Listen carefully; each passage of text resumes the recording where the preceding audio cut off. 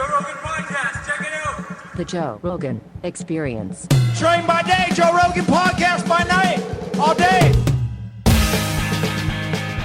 Whenever someone is like an interesting person, and then I find out they do jiu-jitsu too, I go, oh, I could talk to that guy for sure. Yeah. You know? Jiu-jitsu. You know, like I get excited when interesting people do jiu-jitsu because I think to the outsider, to a lot of people that are, you know, they haven't been exposed to what it's like to train and what it's like to be around high-level jiu-jitsu people. They don't know that vibe. They don't know what it's like. They don't know the beauty of jiu-jitsu. I feel like jiu-jitsu is beautiful for people who practice it. You know, like you see, like Marcelo's a great example. Your coach. You know, Marcelo is probably one of the most beautiful guys to watch because he just takes advantage of these scrambles in this like really beautiful way, like fast and slippery, and when the opponents react, he reacts in the other way. It's all just technique and flow. It's like, like the first time I ever saw him, I saw him live in 2003 in Abu Dhabi, and it was when he fought Shaolin. That was the first time I'd ever seen him in the flesh. Epic. I didn't even Choked him out in like 10 seconds. Oh my God, it was this crazy scramble. But no one even knew him. No one knew of him other than, you know, he was obviously, I think he was a brown belt at the time. I don't even think he was a black belt. I think Marcelo might have been a brown belt. That's interesting. I didn't in 2003. So find that out. Was Marcelo a brown belt when he won Abu Dhabi in 2003? He may have. Eddie Bravo was a brown belt when he told me tapped out recently Hoyler. that right before that fight, his grips had locked up.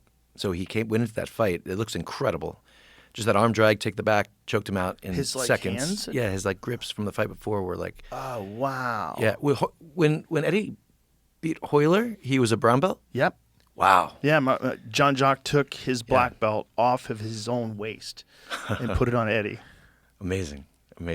Dude. That's epic. So it's funny. My background, we have a lot of overlap in our early jiu-jitsu education because my first teacher was John Machado. Oh, Jock's okay. brother. Yeah. And I spent years training with John in L.A. Long before, and then And then when did you move to New York? So I moved to New York. I think I started training with John. So I was doing Chinese martial arts for a bunch of years before that, competing everywhere. Then I started cross-training with John in, I think, 2001, 2002. And then early 2005, moved back to New York, started training with Marco Santos in his school in New York. And I was training with Jucao and Alison Britis. Jucao is an amazing old-school Bracy Baja, amazing fighter. And I was also cross-training with Lucas Lepri at the time. And I was just ready to... And then I met Marcelo, and he had moved from New York to Florida, and I was traveling to Florida to train with Marcelo a bunch, and I wanted to be pushed all in. And Marcelo and I gotten really close, and then I just said to him, hey, man, you want to come back to New York and open a school together? And he really loved New York, and we gotten very close. Where was he at at the time? He was in Florida. He was in New York before. He loved New York, but then he had to move to Florida. There was just a lot of jiu-jitsu politics flowing everywhere, as it does. Jiu-jitsu politics. The worst. And anyway, long story short, we opened a school together, and after that, and it was amazing. Then I spent so many years all in training with him. Such a beautiful, beautiful martial artist. So in 2002, he was promoted to black belt. So he was already a black belt because this was 2003. Yeah. Okay. That sounds right. So he had only been a black belt for a year and won Abu Dhabi, which is pretty crazy. Pretty crazy.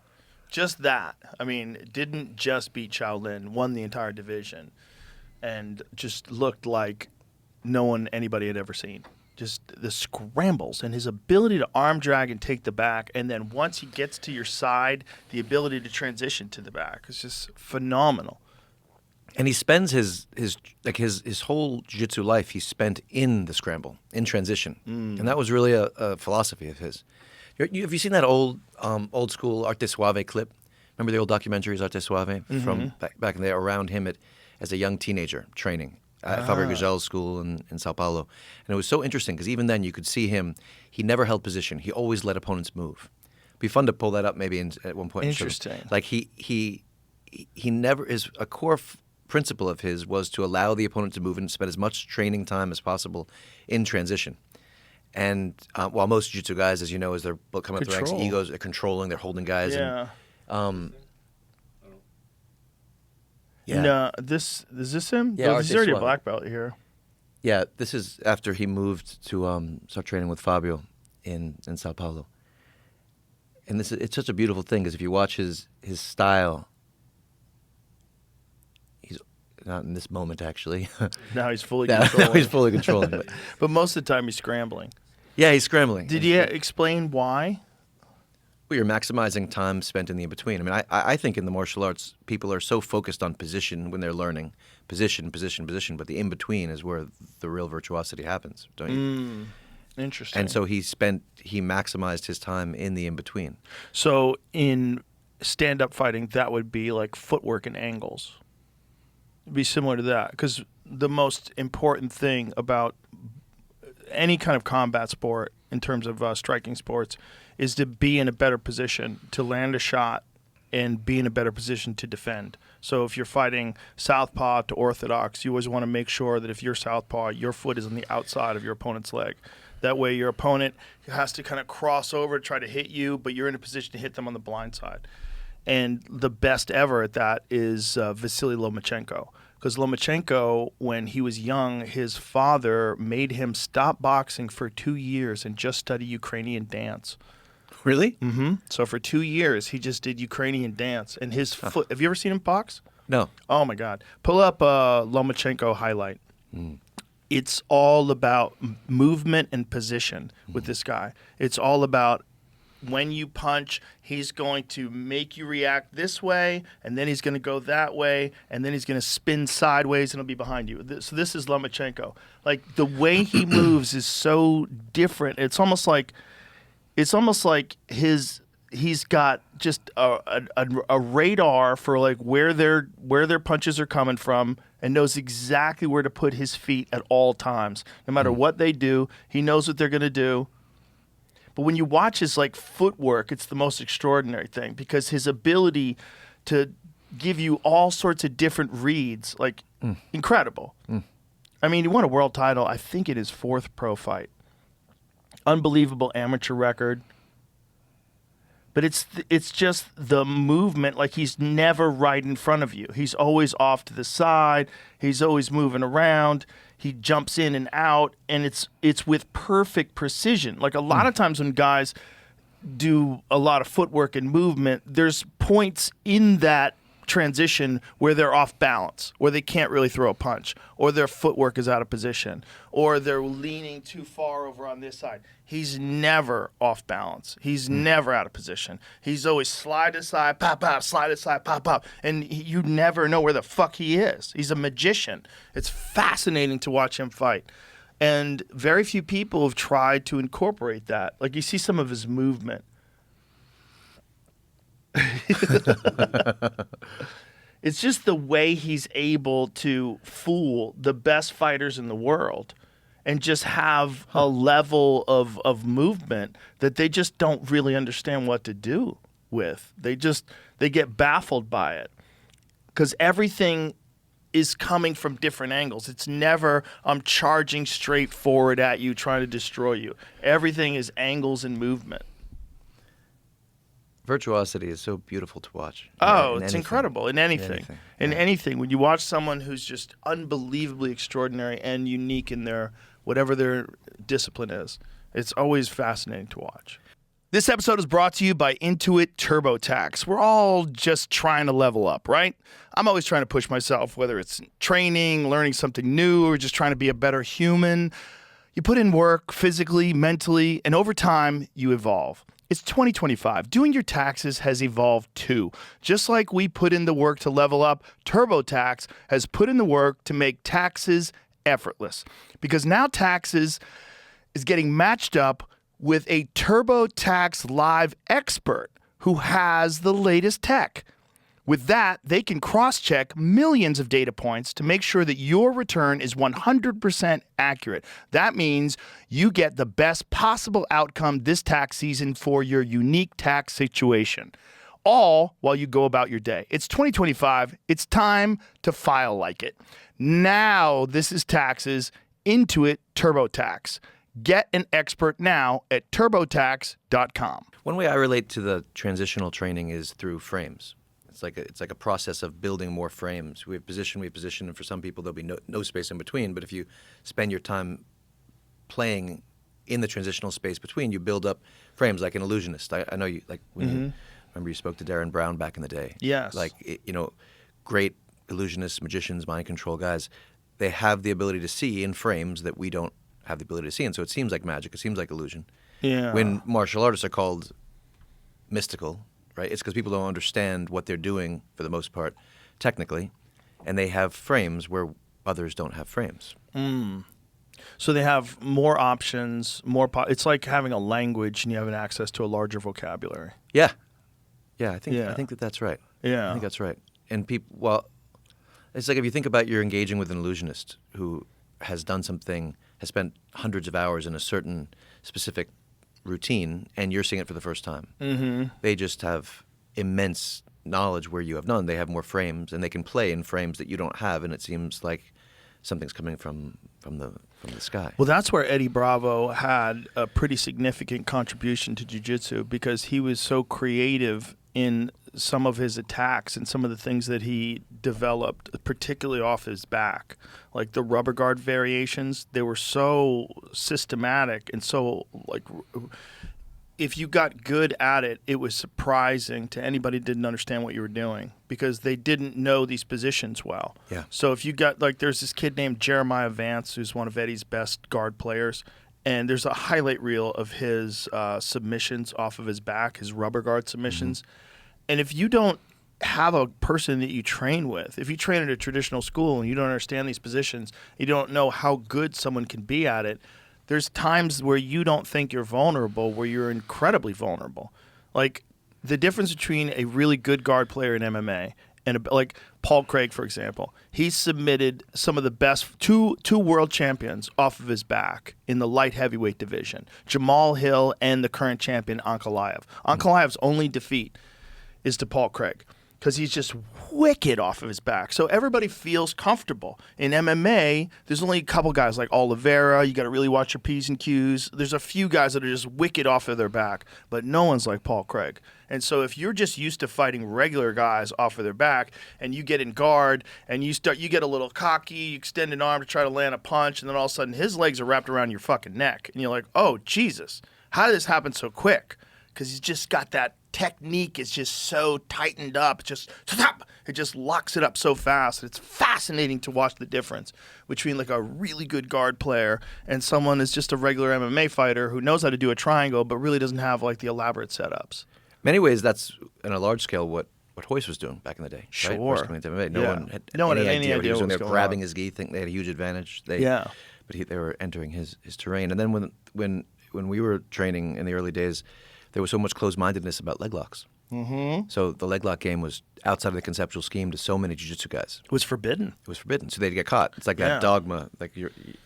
It's so interesting competitively finding where someone's dogma is, where their constructs are, their false constructs. Well, there's a good argument for it with the gi with young guys. Oh, for sure. Yeah, because not shredding each other's ankles all the time. Ripping knees apart where they're not going to be able to be repaired. You know, I mean, how many people have ruined their knees forever from a heel hook? A large number. I would imagine if there's any technique that's ever ruined an athlete's career, the heel hook would probably be number one. Heel hook is why I started training jiu-jitsu. Really? Yeah, because I was doing stand-up stuff and I was competing everywhere. And I was doing Chinese martial arts, and my teacher's son, Max Chen, he was a Sanshou fighter and on the U.S. national team, really good stand-up fighter, and he was studying UFC before I had even looked at it. And then he was studying, I think it was Frank Shamrock's double heel hook shit from way early days. And he was just like, let's just continue to the ground. And I had never ground fought before. And I ended up in the ground, and he just put me in heel hooks and double heel hooks, and my knees were exploding. He had no idea what the fuck he was doing. Oh, no. Terrible idea. Oh, no. My knees were just screaming. And I would throw them on the floor, and then I'd be I didn't even know what tapping out was.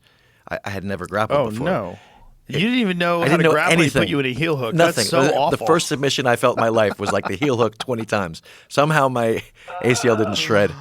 And I was like, I have to fucking train this jiu-jitsu, because Max is kicking my ass, and I didn't like it. Yeah. So then that's how it all began. The heel Well, hook. Hoist was brilliant in wearing the gi because it made people grab it. Yeah. They thought they had an advantage And that he he knew had where their something to hands were. grab. And next thing you know, he's like clinched around you and dragged you to the ground. It's an amazing idea, right? Like, they had no idea that they were entering his game. They thought they were controlling him. Right. And they didn't understand that all that friction from the gi was going to make it very difficult for you to get out of anything.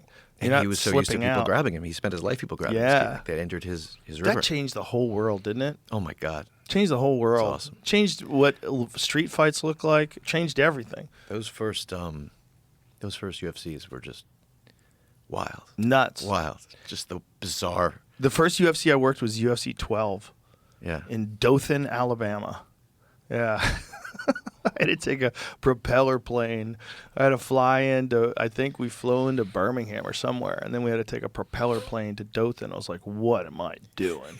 This is so ridiculous. But I wanted to just see it live because I'd only seen it on television.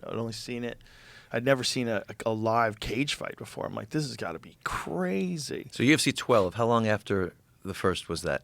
Wells 97, so it was 4 years later. 4 years later. Yeah. Man, you've been on the journey from the beginning. Yeah.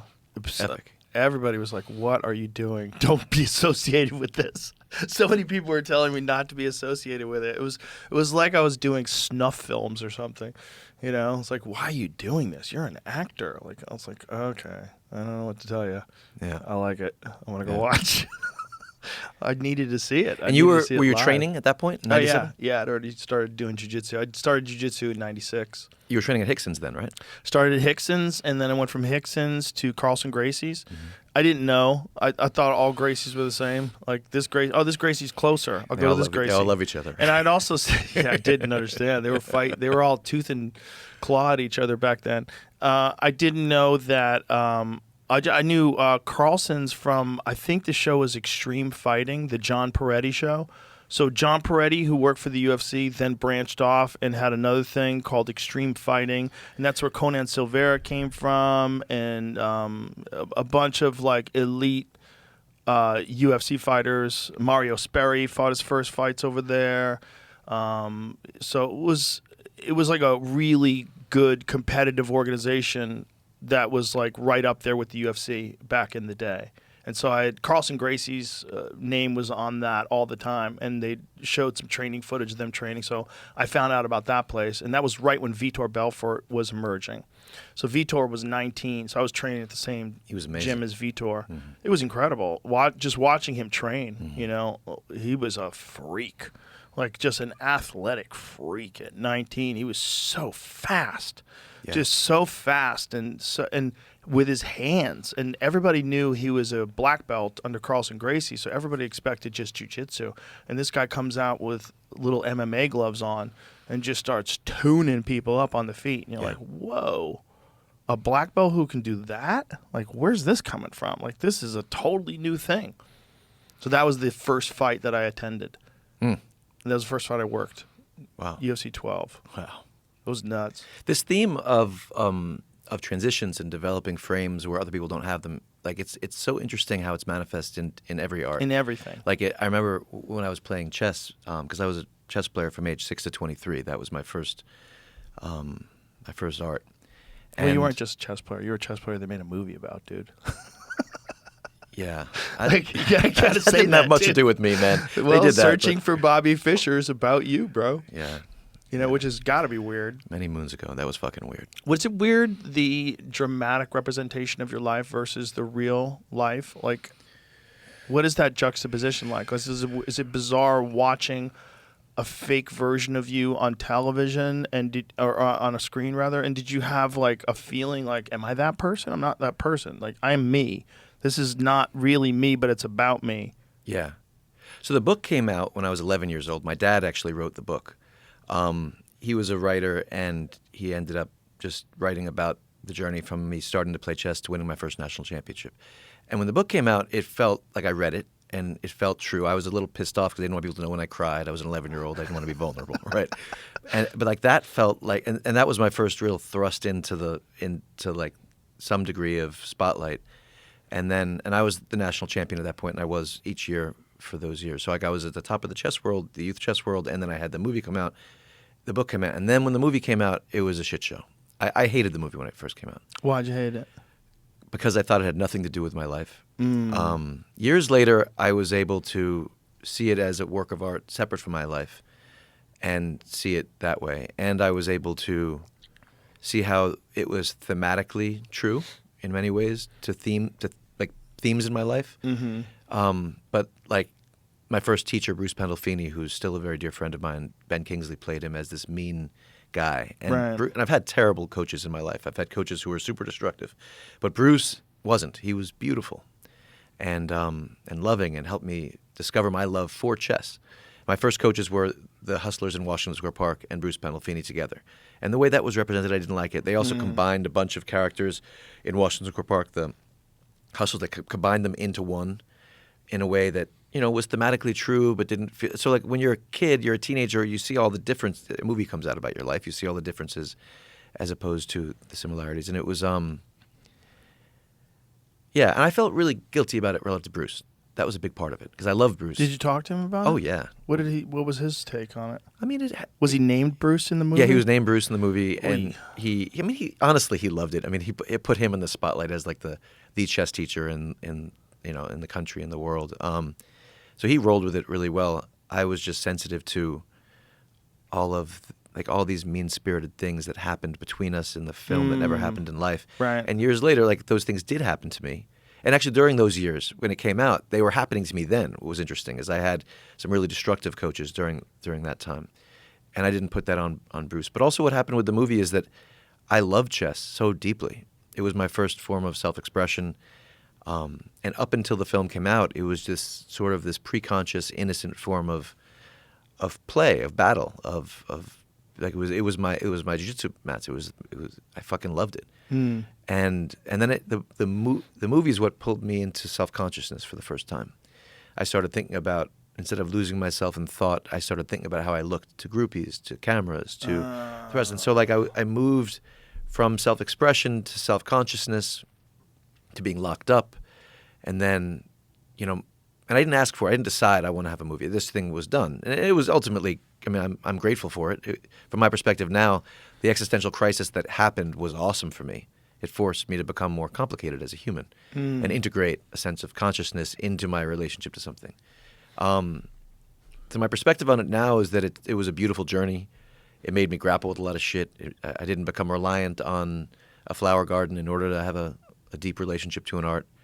But at the time, I was very conflicted about it. And then when I graduated high school, I took off and left the U.S. for a couple of years, lived in Slovenia with my girlfriend at the time, to get away from the spotlight, to get away from the media, get away from all the shit that was connected to the movie. And that was when I started studying East Asian philosophy and meditating and started reading Jack Kerouac and existentialist literature and trying to figure myself out, figure the world out, figure out how I related to these things in some empty space.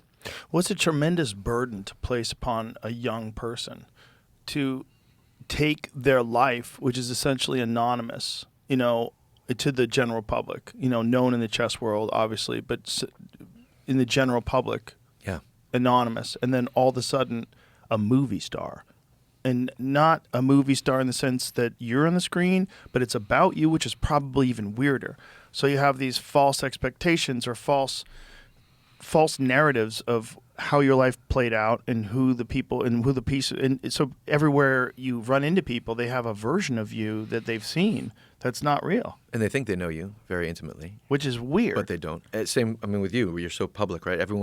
Most people think they know who you are and what But you at least think. they know me from me talking. Yeah, that's a really good They point. don't know me. Imagine if like Mario Lopez played me in a movie. Right. You know what I mean? There's someone less handsome than Mario Lopez.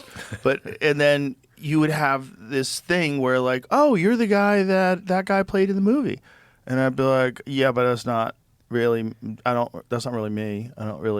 I didn't have that problem. This is not real. That's Right. fake. And also, when you're a teenager, you're susceptible to all of the temptations. Right? Oh, yeah. Like, I mean, suddenly you've got groupies everywhere, and that's awesome, and it's a lot of fun.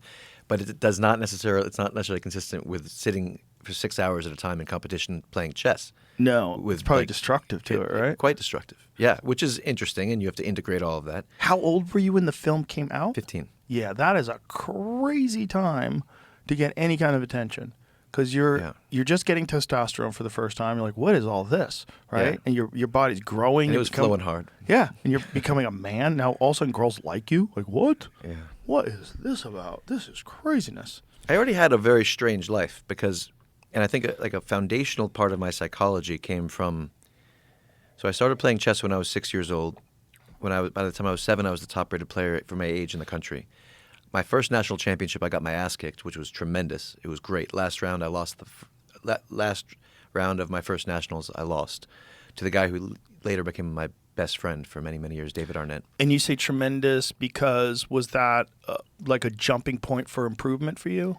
Because I didn't learn that I could win without getting my ass kicked first. I had to grapple with my demons, and the year from then to winning my nationals, my first nationals the next year was when I really developed a love for chess, and I had to work very hard, and I didn't associate winning the nationals with talent or a smooth trip or all the bullshit that people can connect when they're called a prodigy from the outside. Mm-hmm. It's not a term I ever related to myself at all, but like when these labels are put on from the outside, and if you win too fast, too young, you can just develop this brittle relationship to success and to work and to training and to everything, right? You don't realize that getting your ass kicked is a huge part of the journey.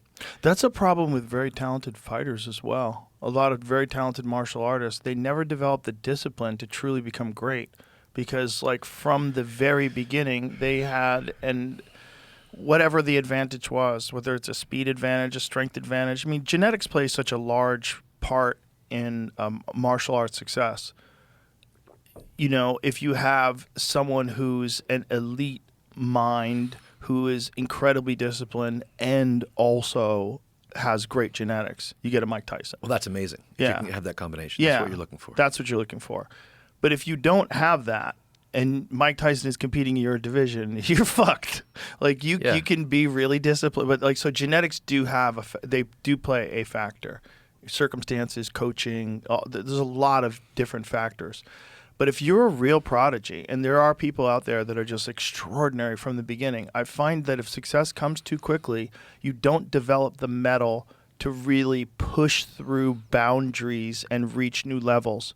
Because the only way you get there is through, you have to, I think oftentimes training becomes regimented, it becomes something you do. You see incremental growth and improvement, you get confidence, but then when you compete, if you get your ass kicked, then you have to kind of reassess everything. Like, okay, was I working at 10 or was I working at 8? Was I studying tape or was I fucking off and calling girls?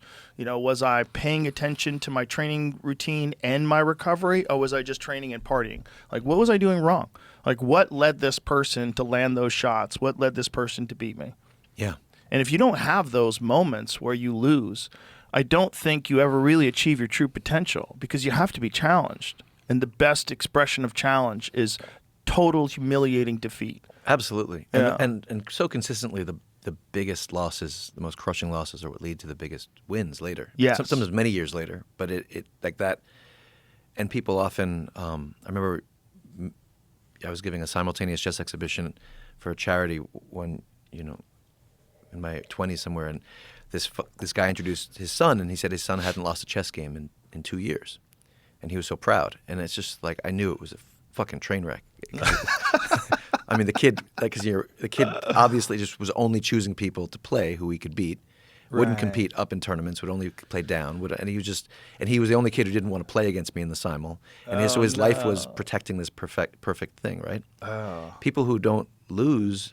So in my chess life, the interesting thing that happened in my psychology is that I was the top-rated player for my age in the country from a young age, but I always played up. I always played against adults, except for nationals and worlds. I played up, and all of my rivals were targeting me because I was the top seed in youth events.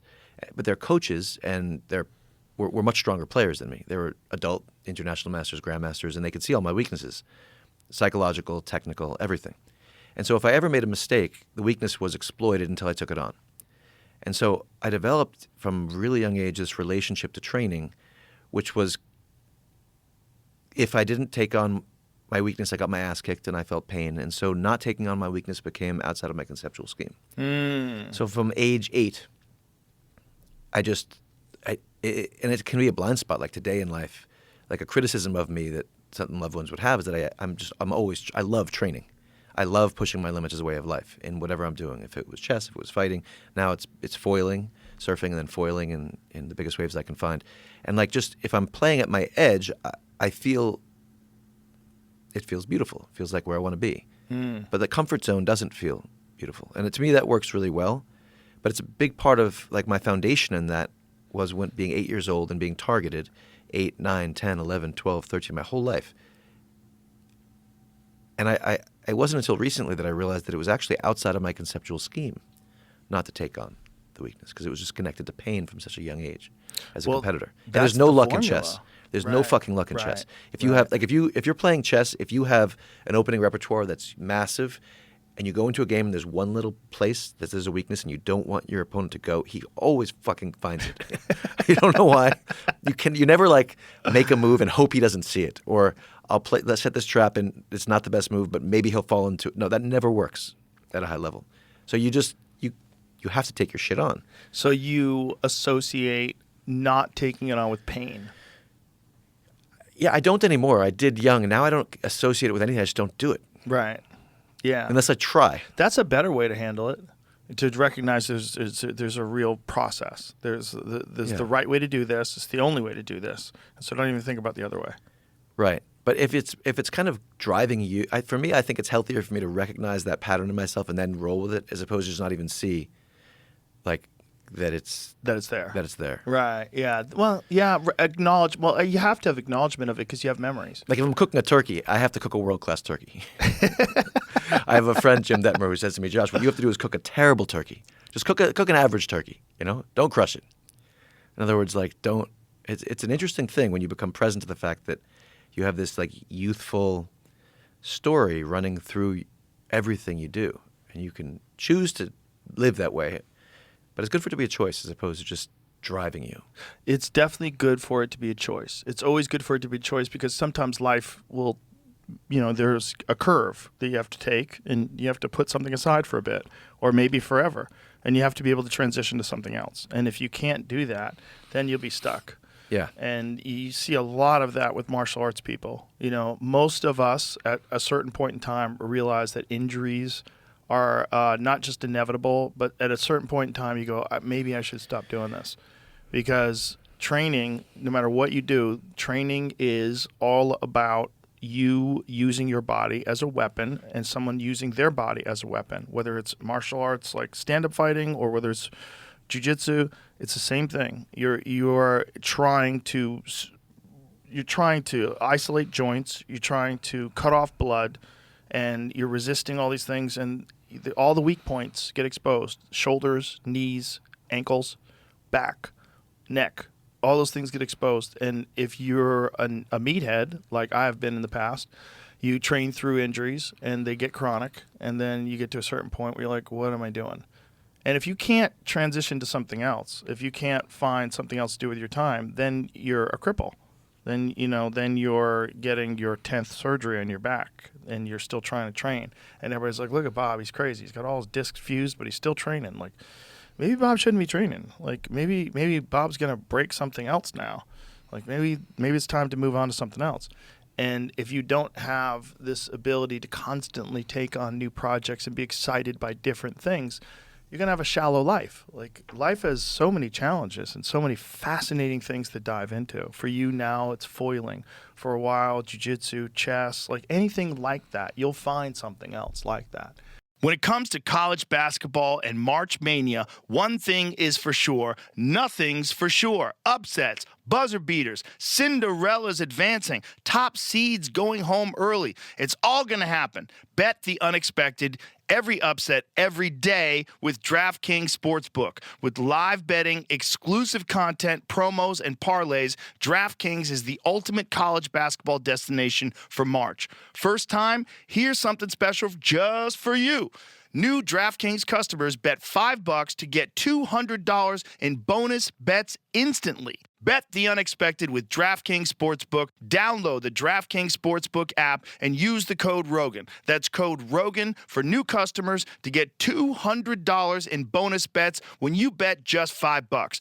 Only on DraftKings. The crown is yours. Gambling problem? Call 1-800-GAMBLER. In New York, call 877-8-HOPE-NY or text HOPE-NY 467-369. In Connecticut, help is available for problem gambling. Call 888-789-7777 or visit ccpg.org. Please play responsibly. On behalf of Boot Hill Casino and Resort in Kansas, 21 and over. Age and eligibility varies by jurisdiction. Void in Ontario. New customers only. Bonus bets expire 168 hours after issuance. For additional terms and responsible gaming resources, see dkng.co/audio. You'll find Jiu-jitsu was the art I had to move on from, not on my own terms, because I ruptured my L4 L5 disc. There it is. Trained on it like a crazy person for a couple of years, and then the doctors looked at that and they just like, if you keep on doing this, you're not going to be able to walk. You're not going to be able to play What's ball. it like with your now? son. It's great now. Yeah, that's Yeah. great. I Do you mean, think it's a little foiling probably makes your core like incredibly strong? Yeah, I mean, I've done a lot of stuff. I mean, I never had surgery. They all told me to, but I didn't have surgery. Good and I for did you. tons of, I've been doing total immersion swimming and foundation training and everything I could do for the back. And the foiling feels, I'm training, like I'm all in on this art, and I'm doing it in a way that feels healthy on the back. I train jiu-jitsu now, but light. I mean, I can't train all out like I'd love to. That's good. It was heartbreaking to give it up.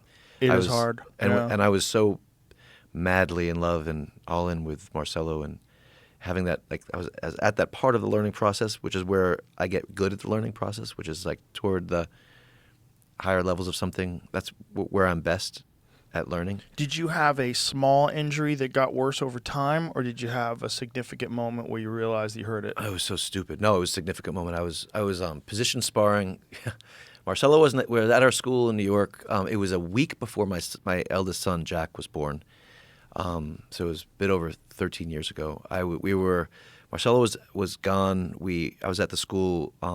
Paul Schreiner was running class that day, I think, and there was this 240-pound blue belt visiting, just this like ripped dude, and Paul had everyone doing position sparring, half guard position sparring, and this guy was matched up against one of our guys. I've had that hubristic, invincible feeling about me in that moment. I was just, when you're feeling at your very best in martial flow, and I was like, and it ended up where we were doing half guard position sparring, where I was holding half guard and he was doing this pass, twisting the spine, and it was so fucking stupid to do it. I mean, I was just holding half guard in position sparring, and I just felt it go, and then I couldn't move. It was fucking terrible. And it was. Did it herniate? Yeah, and all the fluid gone. Oh. And it was brutal. It was, and I remember. So like, the week how is the before, disc now? I couldn't lift up my child for the first 3-4 months of his life, and Oy. then I had this strange period where I couldn't. Standing and walking was the toughest, but then I had this period, like if I would go into the corner store to get milk, like 3-4 months later, I'd have to bike to the corner store and come back, and I can't explain this, but I had a period where I couldn't walk, but I could ski because of the angle. So Marcelo and I were going to the mountains out around New York, just bombing down. I was just trying to get my fix in. Just skiing without turning was my goal. He was snowboarding, I was skiing. You couldn't walk, but you could ski. Yeah, it was a I very would've strange told you, period. Dude, don't ski. Don't fucking ski. Yeah, would it would have been a definitely smart tell thing you to don't tell me. ski. Yeah, I was a dumbass for the first 2 years after the injury, and then I realized I had to. Yeah. What does the disc look like now? I haven't looked at it in a long time. It doesn't trouble you anymore. It does trouble me. I take care of it all the time. Yeah. They replace them now. Eddie Bravo got a fake disc in his lower back, a titanium disc, and he's able to train again. I know quite a few guys have got them. Aljamain Sterling got one in his neck and then went on to defend the UFC Bantamweight Championship several times. Yeah. They replaced them altogether. I didn't know that. Yeah, they put artificial discs now. Yeah. You know, your point about, I remember I was back in the early 2000s studying Eddie's game, studying the rubber guard, studying all the twister stuff, just trying to wrap my head around it. Yeah, he's got some wild stuff. Wild and if stuff. you're not used to it, it's really interesting to watch people that just have never encountered it before. When I would go to train in other places, like I lived in Colorado for a bit, and I trained at Amal Easton's. And when I'd go up there, there's so many positions that guys just didn't understand. They didn't know what was going on. They figured it out after a while, like, oh, if he goes this way, he's going to try to get me in a twister. Yeah. If he goes this way, he's going to try to set this up. But there's certain things that people do all the time, like especially like put your hands on the mat. If you put your hands, pull up Jeremiah Vance highlights. This is like one of Eddie's best black belts with rubber guard. And the way he does it is phenomenal. He has incredible leg dexterity, and his technique is so sharp. And he catches people and stuff where they're like, how am I even stuck here? Do you find that flex? No, yeah, here it is. Yeah. So watch how quick he sets things up. It's like right away, you're Fucksville. You're fucked. Like who does this? Who sets up a go-go plata right off the bat and then triangles it? Look how he sets this up. I mean, this is insane. And just massive crank on your fucking neck. Yeah. And he switches it to omoplata, re-rolls. Yeah. Omoplata crucifix finish. Yeah. And everything he does involves this incredible dexterity and flexibility. There's like a whole series of highlights. That's not even some of his best stuff, but he's able to do this to people that just don't know what he's doing. Like they don't understand some of these transitions. Yeah. And this is just like one of the best expressions of the techniques that Eddie's developed.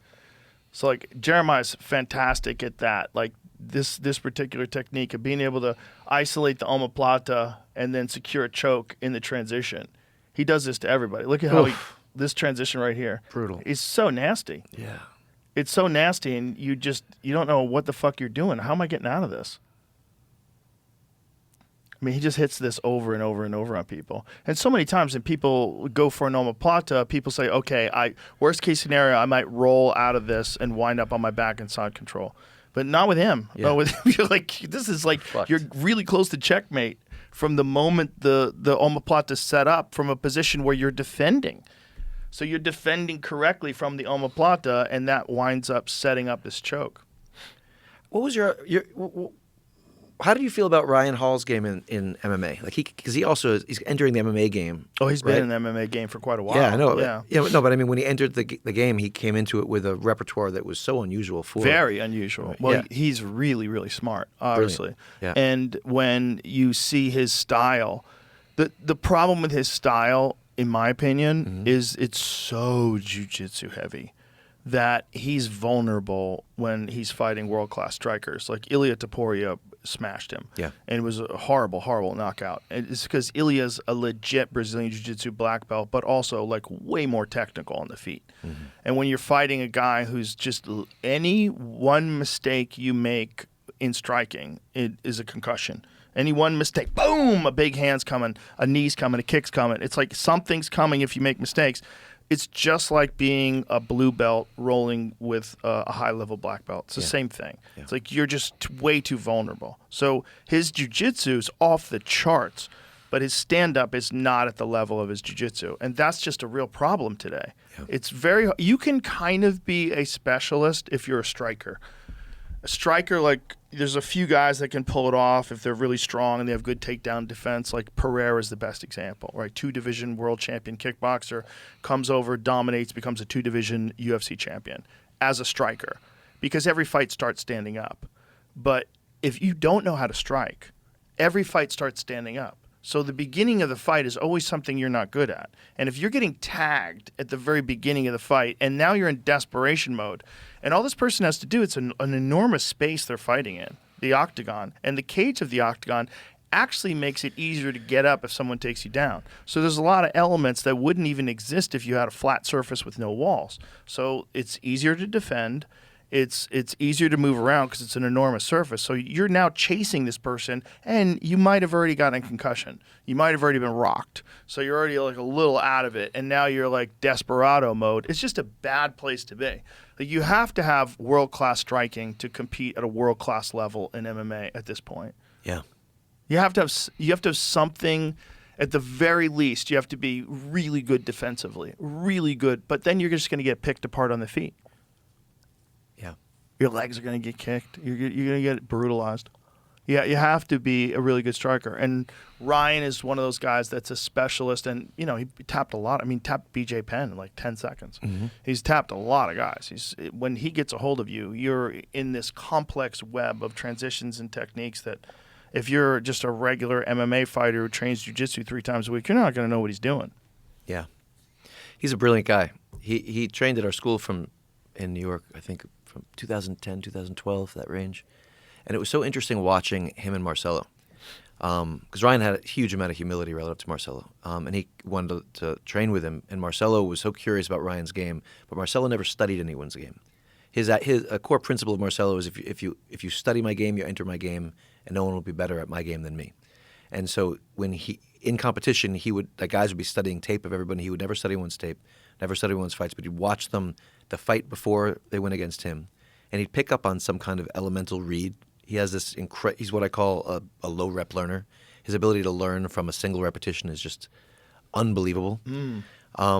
And it was really interesting watching him and Ryan, because Ryan just came and visited me in my home a month ago, and we were talking about how formative those training experiences with Marcelo were, and it was like one way that Ryan described it is that he had this like layers of traps 7 steps in, but Marcelo had this deep understanding upstream of that, and it was like watching Marcelo put himself like right next to the fire. Like right next to Ryan's game, he wanted to learn the edges of Ryan's game, but never enter it. And his ability to play right at the threshold of all of Ryan's traps, which he could pull almost everyone else into, in just pure grappling, right? But not just his ability to learn. It felt like a cat putting its paw right up against the edge of a fire, and just like learning about what heat was, and deconstructing it, but then not ever getting into the heat. You know, and you'd watch Ryan roll anyone else. He could just pull them into the fire, into the spider web. That's fascinating. Yeah, Marcelo has a really incredibly deep, almost simian physical intelligence, and his ability to learn from a single rep is unique in my observation. That's amazing. Ryan has had a ton of surgeries, hasn't he? Oh yeah, man, that dude has had such bad luck. Yeah. What is wrong with him? What's going on? Some shit tons of stuff with his knee, with his hip. I think he's starting to come. I think his shoulder something now. Oh, he's still, he's had like 9. I think surgeries. 23. I think it was 23. I think he said 23 surgeries. Dude has got, and the bad one happened with someone just falling on him in training. What was that? I don't know. That was a hip. Oh God. Yeah, I don't know exactly. I haven't seen. What did he video get done to his hip? Ask him. I'm not sure. Yeah, he's had a lot of surgeries. Someone just fell on him. So was he training with someone else and someone else fell on him? No, he was training with somebody, and he was taking it easy on them in a transition, trying to not hurt them, and then they just collapsed on him, on his hip in a certain way, as he described it. Oy. Yeah, brutal. When you were training, did you do any weightlifting just to sort of supplement it, to keep your joints strong and your... Yeah. I did a lot of... I tended to do weightlifting that was consistent with the movement patterns of the arts that I was training in. So I would do a lot of biking, lower body strength, and then I would do. I think if I did it now, I would do much more weightlifting. But when I was rolling, usually twice a week, 6 days a week, and I would do cardio work in addition, and then some resistance work. But I wasn't like I'm doing a lot of work with the Boston Celtics now, and I'm seeing how they're for the last few years, and I see how brilliant their sports science team and their physical trainers are. And like I don't think that when I was training jiu-jitsu, I was at the level of, for example, the Boston Celtics in the resistance training that I was doing to supplement it. Yeah, and Marcelo didn't do weight training, and that was part of it. When I was training with him, we were like I was just he didn't weight train at all. No. How did he get those legs? He just rolls, man. He was biking. He was able to bike into those bikes without brakes. We were biking all over New York. Bikes without brakes? Yeah. What do you mean? What are they called? Fixies? Yeah. What yeah. is that? Fixed wheel. Yeah, fixed wheel. He just What does that mean? It's just got no brakes. There's no How brakes. do you all over slow New York. down? You go slow. You got to slow. You put your hand, your foot on the edge of the wheel. What? Like fixed wheel biking. I mean, he loved fixed wheel around New York, and I was biking. Then I switched over. Why would you ever get on a bike with no brakes? It's a You control it. You're braking. I'll show you videos. Show me. people love it, but man, in New York, What it's is quite this? something. I mean, in New York, when you're going down a hill in New York City and in traffic, there's some adventures. You're going down a hill. How are you fucking slowing down? You don't go fast. Oh, he was what? we were going fast. No, I mean that's the. You just you got to see a high. This isn't going to be a good video. This is the dumbest thing I've ever heard of in my life. This is something only white people would figure out. Let's have a bike with no brakes. The dumber thing was what I did after this, which is that when I fell in love with surfing, I was one-wheeling all over New York. Oh, 5 ways to stop on a fixie. How about don't get a fixie? Get get a brakes, fixie. you fucking idiot. This is the dumbest shit I've ever seen in my life. Why wouldn't you have brakes? Why wouldn't you have an option to control the bike better? The people that ride these, they'd argue they control it probably better. Yeah, look at than all the with white brakes. people. All Well, white people. I mean, Ridiculous white people that would be doing backflips with skateboards. This is a big New York thing, though. I haven't Of really, course yeah, it is. Yeah. They like suffering over there. That's why they all live jammed on top of each other. Can't find a good video. That's so stupid. There's no good videos on that. That's a stupid thing. There's Get a movie I've seen. That's why I know about brakes, it. you fucking freaks. My last 2 years living in New York, I had fallen so in love with surfing, and I knew ocean arts were my next chapter, and I was so heartbroken not to be able to do it every day. So I got a one-wheel. It was like the first generation, the one-wheel electronic skateboards with one. big Yeah, wheel. yeah, It we was have like one of those. Just came out, first generation, old, and I was just like thousands of miles biking, one-wheeling all over New York, and then, but it was the early one. If you pushed past the pushback, it had this pushback thing which would slow you down, but you could push past it and go faster. But if you pushed past the final pushback, it just bottomed out, wham! Ooh. And he just went like 23, 24 miles. It was a whack, right? Over taxi cabs, under This is, taxi cabs, it's like through when you were a taxi kid. cabs, everything. The one wheel's like when you were a kid, or sorry, the fixie. It's like you just skid. Remember? Oh, You so just there is slam on. brakes, Yeah, you just like a slam on. kid. Yeah, I guess that's a better way to describe it. I wasn't thinking of it that way. But Okay, so you can brake. You can also reverse, which you can't do on most bikes. You can ride backwards if you needed to. It's You really pedal beautiful. backwards. I mean, Easy too. I this wasn't this. I there you never go. did it, but Sorry. it's really beautiful to watch when it's done well. Okay, well, that makes me feel better that you could just skid. Yeah, you You can fuck up your skid. tire, but you can stop. There's lots of things that can go wrong. But Yeah, that's it what seems most like beautiful you'd- things. There are lots of things that go wrong. Foiling, there's a lot of fucking things that can go wrong. You're Oh, yeah. 35, 40 miles an hour on top of a guillotine, big waves. I mean, Dude, I shit can go wrong learned how fast. to foil 2 years ago, and it took me like 3 hours to get on that fucking thing for the first time because I've never surfed. You were on an e-foil or Yeah, oh, an e-foil. e-foil. Yeah. Yeah, it took me forever. Yeah. Just kept falling down, getting back up, falling down. Meanwhile, my kids, my youngest at the time, she was 12, humiliated me. Yeah. She just hopped on it instantly, was scooting around, and look, she knew how to do it immediately. But she wakeboards. She does a lot of that shit. She's really athletic. But she was just Kids learn humiliating fast. me, and I was Yeah. just like, I'm gonna figure this out. Beating So up for dad. hours, I kept falling down and getting back up, falling down, and eventually I got it. And then once I got it, it was like easy. Yeah. Once I got it, I was like, oh, I see. E-foiling is the best. It's the best way to learn how to foil because they weigh 90 pounds. The e-foils do. Like a high performance big wave, a high performance foil, the whole setup will weigh 4 or 5 pounds. Really? Yeah, I mean, an e-foil, you have a battery, it's heavy, and you've got electricity to learn how to so you learn foil dynamics. Foiling, when you're high performance foiling in big surf, you're just on if you're towing in, you're on a 3.5 foot board. No battery. It's not powered. It's just Okay. you're just riding So hydrodynamics. Are you getting towed into these You're waves? you can paddle in, or but if you're towing in to bigger waves, you're on a small board. You're getting towed in behind a jet ski, whipped in, and then you're just riding. It's epic. It's frictionless. So beautiful. Wow. And what's the benefit of that above surfing? Is that you're above the water? You're above the water. You're not like the ultimate. If you think about the glassiest surf day possible, the frictionless feeling. It's more frictionless than that because you're above the water. Yeah, I get that on the e-foil. When you get cooking on the e-foil, you're above the water, and it's Yeah. wild. I always feel like I'm gonna fall. I'm gonna fall. I'm gonna fall. Yeah. Yeah. As soon as I get above the water, I'm like, okay, we're going too fast. You're gonna wipe out. The It's gonna foiling be is interesting because spectacular. it's like the ultimate receptivity because the foil picks up on underwater wave circulation. So it's picking up on lift when you're going very fast.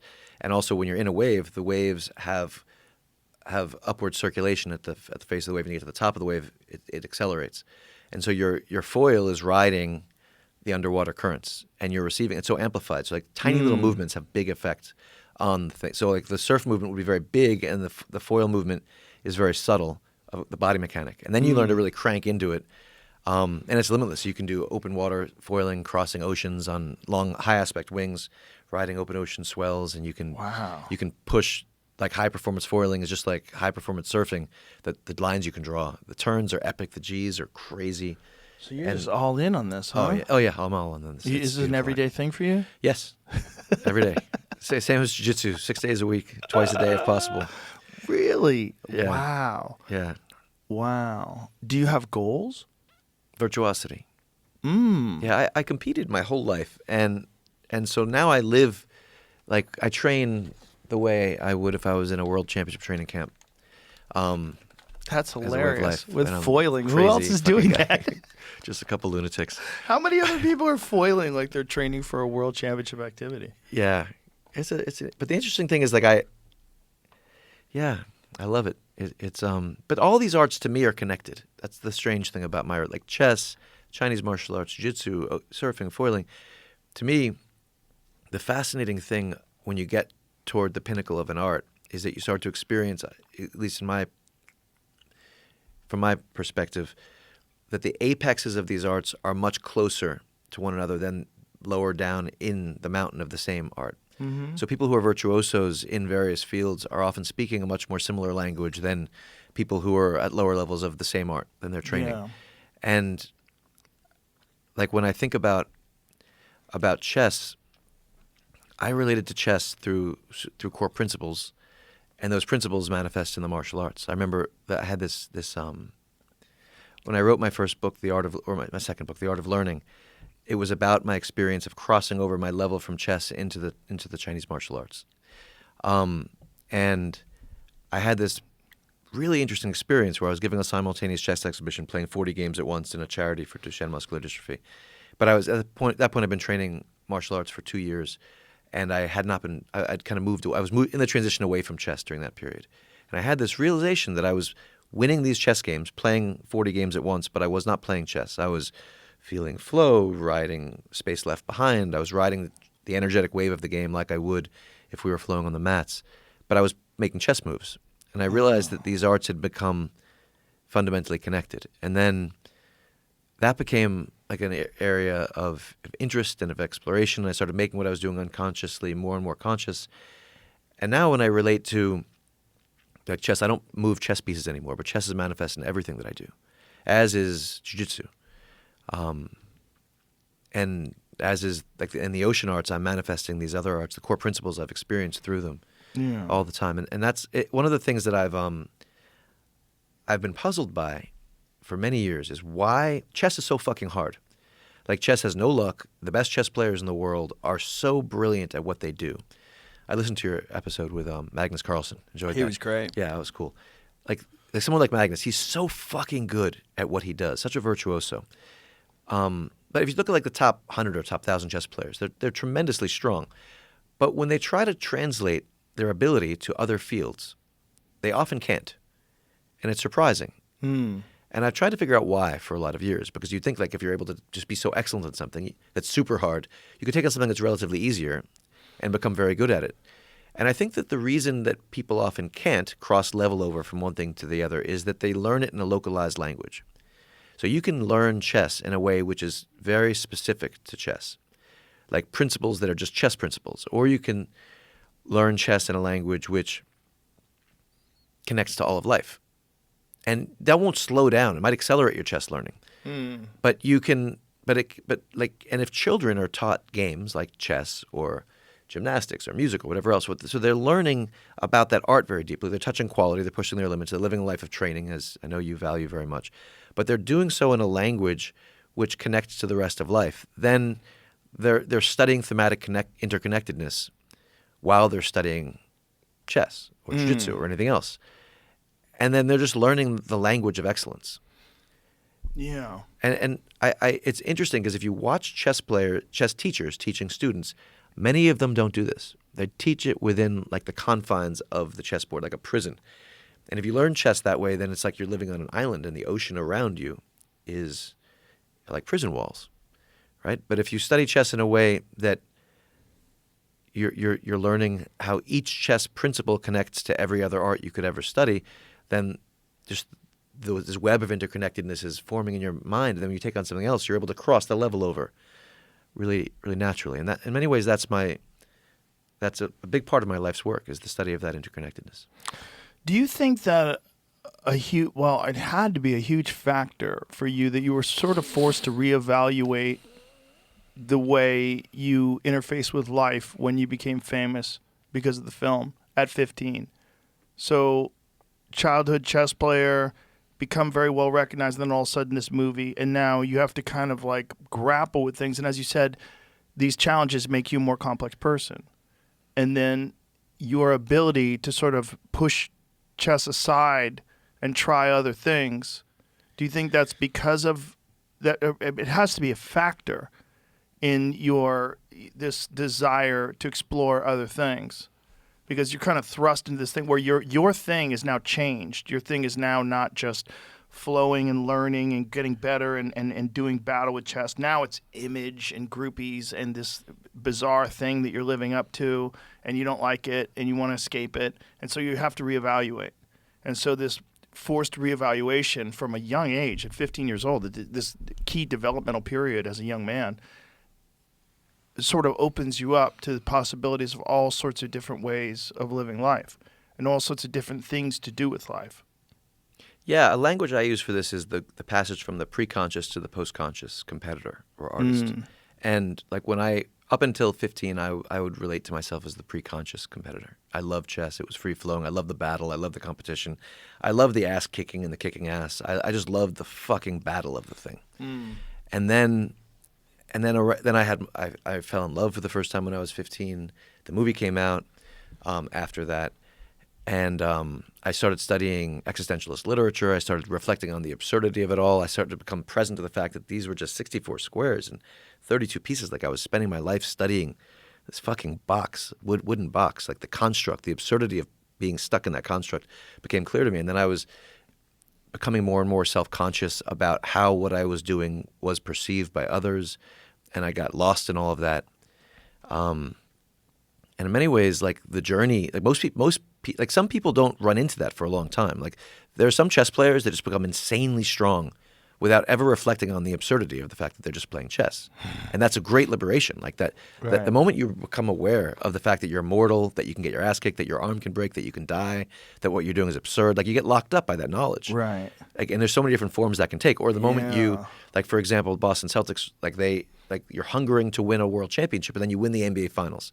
Suddenly, everything changes. Your relationship, your motivation changes. All the reasons you're doing it are no longer valid in some ways, because now you've accomplished the thing you always dreamed of, and you have to discover. It's true in any form of competition or art, in my experience, is that there comes a moment where someone's consciousness becomes more complicated, and they can't just return to the innocence they had before, because now you can't do that. You can't put it back in the box. Right. It's out. So then you have to work through that journey, which is a lot of what I did from like my late teenage years, leaving and studying philosophy and then moving into other fields, and started relating to art in a way that was integrating that self-awareness, integrating that sense of mortality.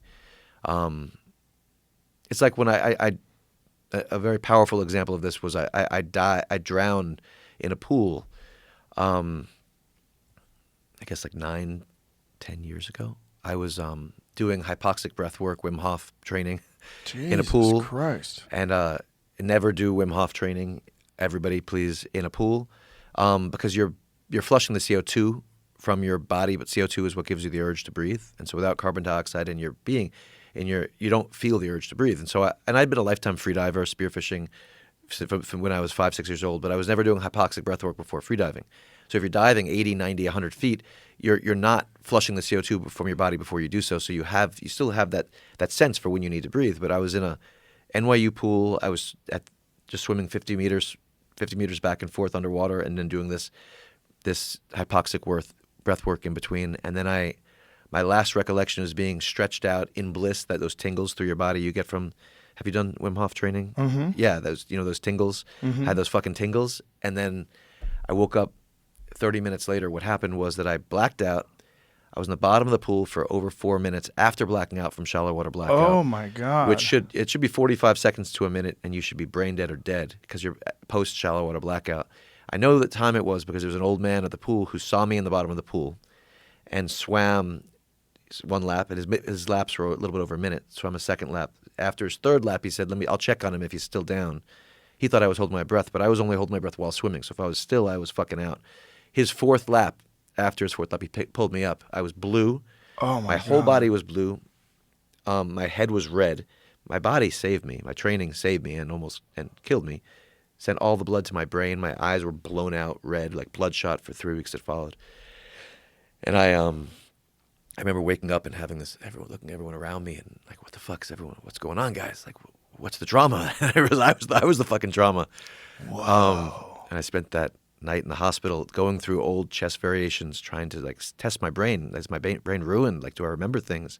Somehow my brain, maybe it's fucked up, but it seems like it'd be working pretty well.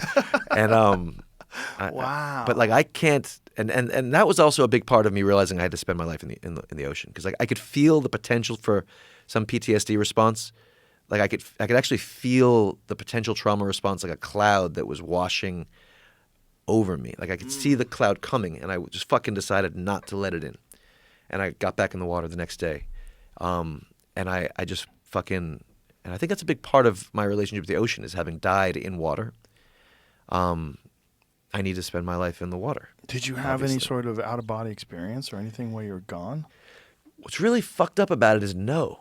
That's what's really wild. It went just black. That's what's crazy, is that I went, my last memory is of just tingles and bliss and then waking up. And so if I hadn't been pulled out, there would have been no flash, no seeing my life pass before my eyes, no tunnel on the other side, nothing. You know what's really fucking wild, though, is that many years later, I was doing this, this guy, Brandon Powell, is a brilliant guy who's a top Wim Hof trainer and a trainer of trainers of his guys. And I was doing some retreats with teams of mine, and we were doing some Wim Hof work. And he had this methodology of kind of accelerated hypoxic work that he said, I'm not sure if it's true, but he said release DMT in your body, inhibited the DMT inhibitors in your body. And I did these journeys with him twice through pure breath work, no psychedelics. And I experienced these 2 times, months apart. One time I experienced the center of my consciousness as my busted disc. And I experienced the world through like the electrical connections emerging from my L4, L5. It's very strange. And the other one was the only memory I have of that, and I'm not sure if this is accurate or some kind of illusion, but I saw the drowning experience from above, the whole thing. I watched the 20 minutes that I was in the bottom of the pool, and then up in 25 minutes, and then on the pool deck, and I saw the whole thing from above. But that was like years after it happened. So I can't explain that. Were all the people there? The same people? I don't know.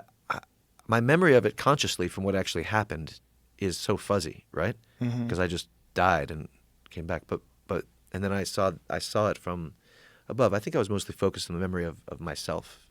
And yeah, so I relate to myself now like I've died, and I'm living, and I live with a sense of gratitude and commitment. That's a big part of why we moved to the jungle with my family. It's like I emerged from that with a commitment to living life as beautifully and deeply and truly as I possibly could, and to not let anything slip. Just all in. Isn't it fascinating that sometimes it's the same thing as like loss propels you to a next level. Even the moment in life where you realize it all could just go away like that. So fucking fast, instantly, So fast. no warning, just gone. No warning. I've done so many stupid fucking things, like in these extreme sports I've done. You know, like so many times I almost died free diving, or, but that one was different, man. Yeah. Because there was like it was just the crazy thing was a technical blind spot. I just didn't know this thing about carbon dioxide. I didn't know I was taking a risk in that moment. I thought I was just taking a swim. Did you learn from other people who do Wim Hof breathing when they swim? After? Or did you? before? No, before. Oh, It was yeah. Like, who No. taught you to do this? Nobody. I did Wim Hof breathing on land, and I was like, I'll fucking do Oh, it. boy. I'll just do it fucking on the swim right now. Sounds like a great idea. I think other people have done that and died. Yeah, they have. And Yeah. most people who die from shallow water blackout are highly trained Navy SEALs because they're very good at inhibiting the urge to breathe, but you can get too good at it. Or you can just not feel it at all. The ocean is such a fascinating thing. It's so alive. Yeah. It's just a strange thing when you get in the ocean if you haven't been for a while. You climb in and you feel it moving around you and pulling and the water just feels different. It feels like it's a living thing. Like you're in you dunk your head under and you look at this world that's 3/4 of the surface of the earth. And it's so vibrant, and you see people that are surfers that just get drawn into its spell, and it just becomes a part of their life is to ride that energy and to feel it, and the addiction that they get from it. Guys like Laird, now guys like you. I know so many people that they like Jocko. He won't leave San Diego. He doesn't even want to be in California. Yes, but San Diego's the ocean for him. He has to be by the ocean. Yeah. Yeah, and you can't dominate the ocean at all. You have to receive her. Yeah. And if you have any brittleness in your ego, she will kick your ass until you just blend. I know you're you're in favor of optimizing training and finding ways to learn things quicker. Would wave surf pools, those crazy ones like Kelly Slater style wave surf pools where they have that would give you like way more reps, right? If you're surfing, for sure. Wave pools have revolutionized surf training because for foiling, you have the ocean. And foiling is much more abundant. Like the surf community is quite scarce in some ways because you can only surf in specific kinds of waves. And like if you're trying to make one turn, you might not see that section again for 2 years. You can't replicate conditions in the ocean. Foiling you can because you can pump a foil. You can drive it down and let it float back up and drive it down. So you can whip yourself behind a jet ski into a certain kind of wave. So if I want to work on like a certain turn, I can get 40, 50 reps in a given day. While surfing pre-wave pool, you couldn't at all. So most great surfers, are brilliant low rep learners. Because by necessity in the ocean, you don't get tons of reps. Right. So in my observation, the greatest competitive surfers in the world are excellent at learning from 1 or 2 reps, like Marcelo Garcia is on the mats. I'm not naturally a great low rep learner. I'm a higher rep learner. Foiling is one could say it's more technically complex than surfing because it's everything that surfing is, but also you have a foil which has lift dynamics and a tail, and you can change the foil shape, the tail shape, if you change the angle of attack on your tail by 1/4 degree, it changes the whole feel of everything. It's super technical. And so in many ways, one could argue that it's harder.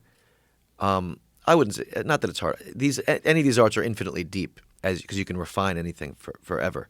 But it's more technical shit to deal with, but it's more trainable because you can replicate conditions. Like you now can in wave pools. Wave pools for surfers now, you can hit the same section 30, 40 times. So I do think it's incredible. But the interesting thing is that most surfers of this generation they don't train in the same way that chess players do or jiu-jitsu fighters do because it's a low rep art that you can't replicate conditions in. So most surfers aren't constructed psychologically in a way that they will take advantage of wave pools the way a jiu-jitsu guy would. That's interesting. Like drilling, like you drill. Psychologically, right? That's interesting because they're accustomed to just taking what the ocean gives you. You can't just take a low rep learner and tell them to live like a high rep learner. It's a different fucking thing. Right. Right. And it's very interesting to me that so surfers crossing over to foiling is very interesting because some surfers do it and they're all in and they want to take it on. A lot of the best surfers in the world are crossing over, but it's a different lifestyle. The ones who cross over are the ones who can embrace the high rep training life. The one who can adapt. Yeah. Yeah. That's the low rep training thing with surfing. I never really considered, but that does make sense. You have to be able to optimize. You have to be able to take advantage of each one of those things and pick it up pretty quickly. You have to. Especially in the early. Think about like learning as a kid, and then like everything you're exposed to. The ocean's always moving, always changing. But if you can like learn from one rep and burn it in, then that just Well, in jiu-jitsu, for example, you can say, I'm going to drill this armbar 40 times today, 40 times like this afternoon, hundreds of times, thousands of times over the next 2 weeks, right? So you can get as many reps as you need. Mm-hmm. It's not true in the ocean. Right. Yeah, it totally makes sense. Why do you think that children learn quicker than adults? Yeah, beautiful question. I think a lot about unlearning, right? So my life's work is in learning, and I think a lot about unlearning because so much of what high-level learning is being unblocked, which is getting rid of the blocks, the egoic blocks, the false constructs we have, the fucking bullshit we put on everything we do, trying to control the situation we should just embrace, the lack of control. Children don't have to unlearn that. They haven't learned it in the first place. So they're unblocked. Like my little boy Charlie learning how to surf was so beautiful to watch. He just, like, he grew up in the ocean. He grew up in the jungle and ocean, and he just, from a young age, was swimming and tumbling, and we made a game of tumbling. And then when he first got on a surfboard, it was like, we didn't make it technical. It wasn't like he should, telling him what to do. It was like he could be right foot forward or left foot forward. We didn't impose things on him. He just like danced on the board and would find his way. And he started doing things that were very technical that he would just create. It was pure playfulness. Well, if you watch people come to a surf break who are like New Yorkers who travel down for 5 days and they've got all this gear. The gear is amazing. They've got like gloves and booties and knee guards and like everything is covered. White face. Everything is just like not a part of their body is designed to touch the ocean. They're trying to keep the ocean away. And they're like, they want to be super controlling about everything they learn. They're like, everything is so regimented in their minds, but they're trying to control their relationship with the ocean. But the way to learn on the ocean is to not control it, to embrace it, to listen to it, to observe it, to feel it, to like let it envelop you, right? Well, kids will just play. They're not afraid of failing. They'll just, like the moment a kid becomes afraid of looking bad, like you see that wash over kids when they're like 9, 10, 11, 12, some different ages, and they become, they don't want to fall. They don't want to look bad. And then that's when they get locked up. Yeah. The freedom of, I mean, to me, a lot of what like the beacon is as adults is being the post-conscious, discovering the post-conscious freedom as a learner. Like how can we learn without the egoic blocks, right? Without having to look good. So if you're crossing over, like if you're a world-class striker and you're getting on the jiu-jitsu mats and you're getting your ass kicked, or if you're a great jiu-jitsu fighter and you get onto an MMA gym and suddenly the guys can just beat the shit out of you.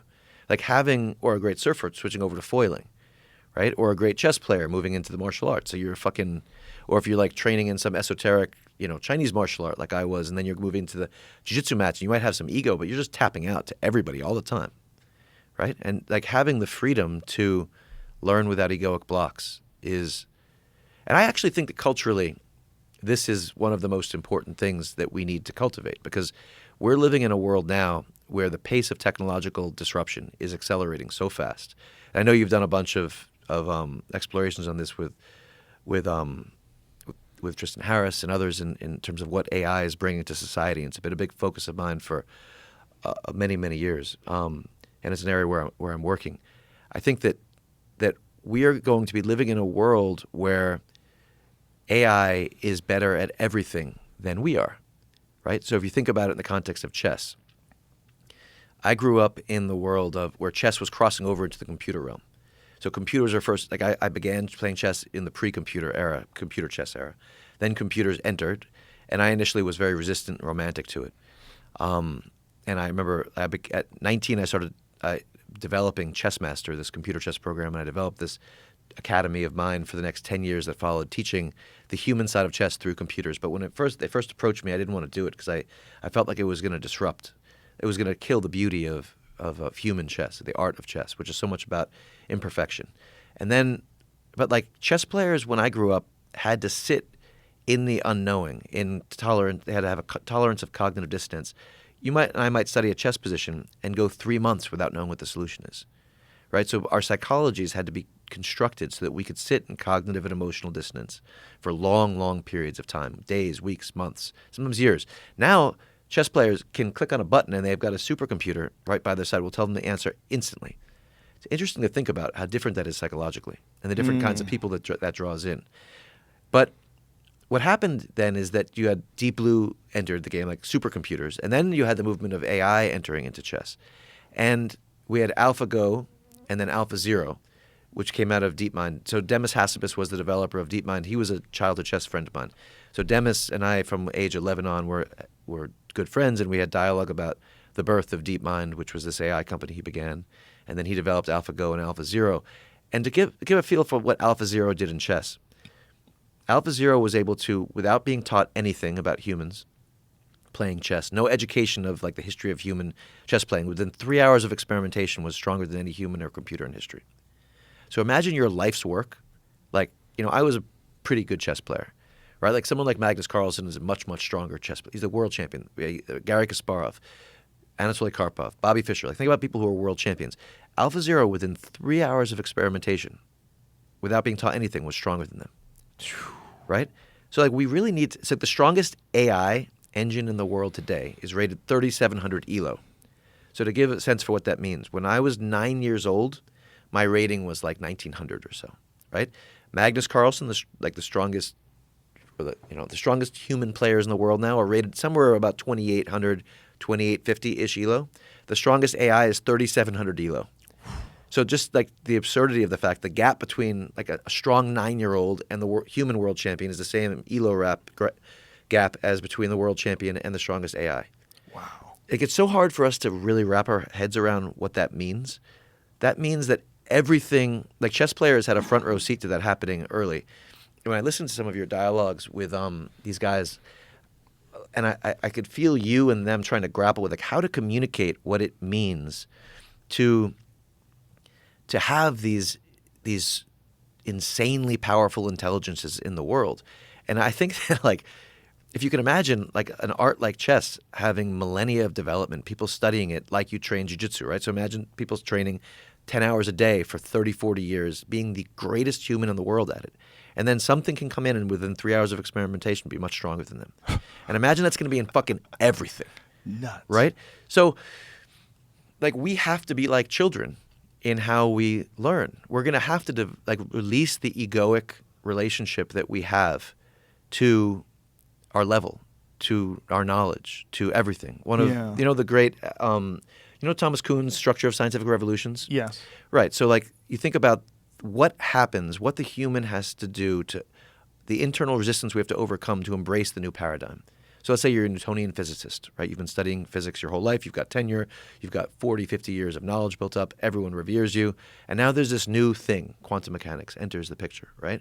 Like to embrace this new thing is to admit to oneself and everybody else that your life's work is kind of, you have to release it. It's wrong. It's old, right? This new paradigm is, but we resist it individually and and societally.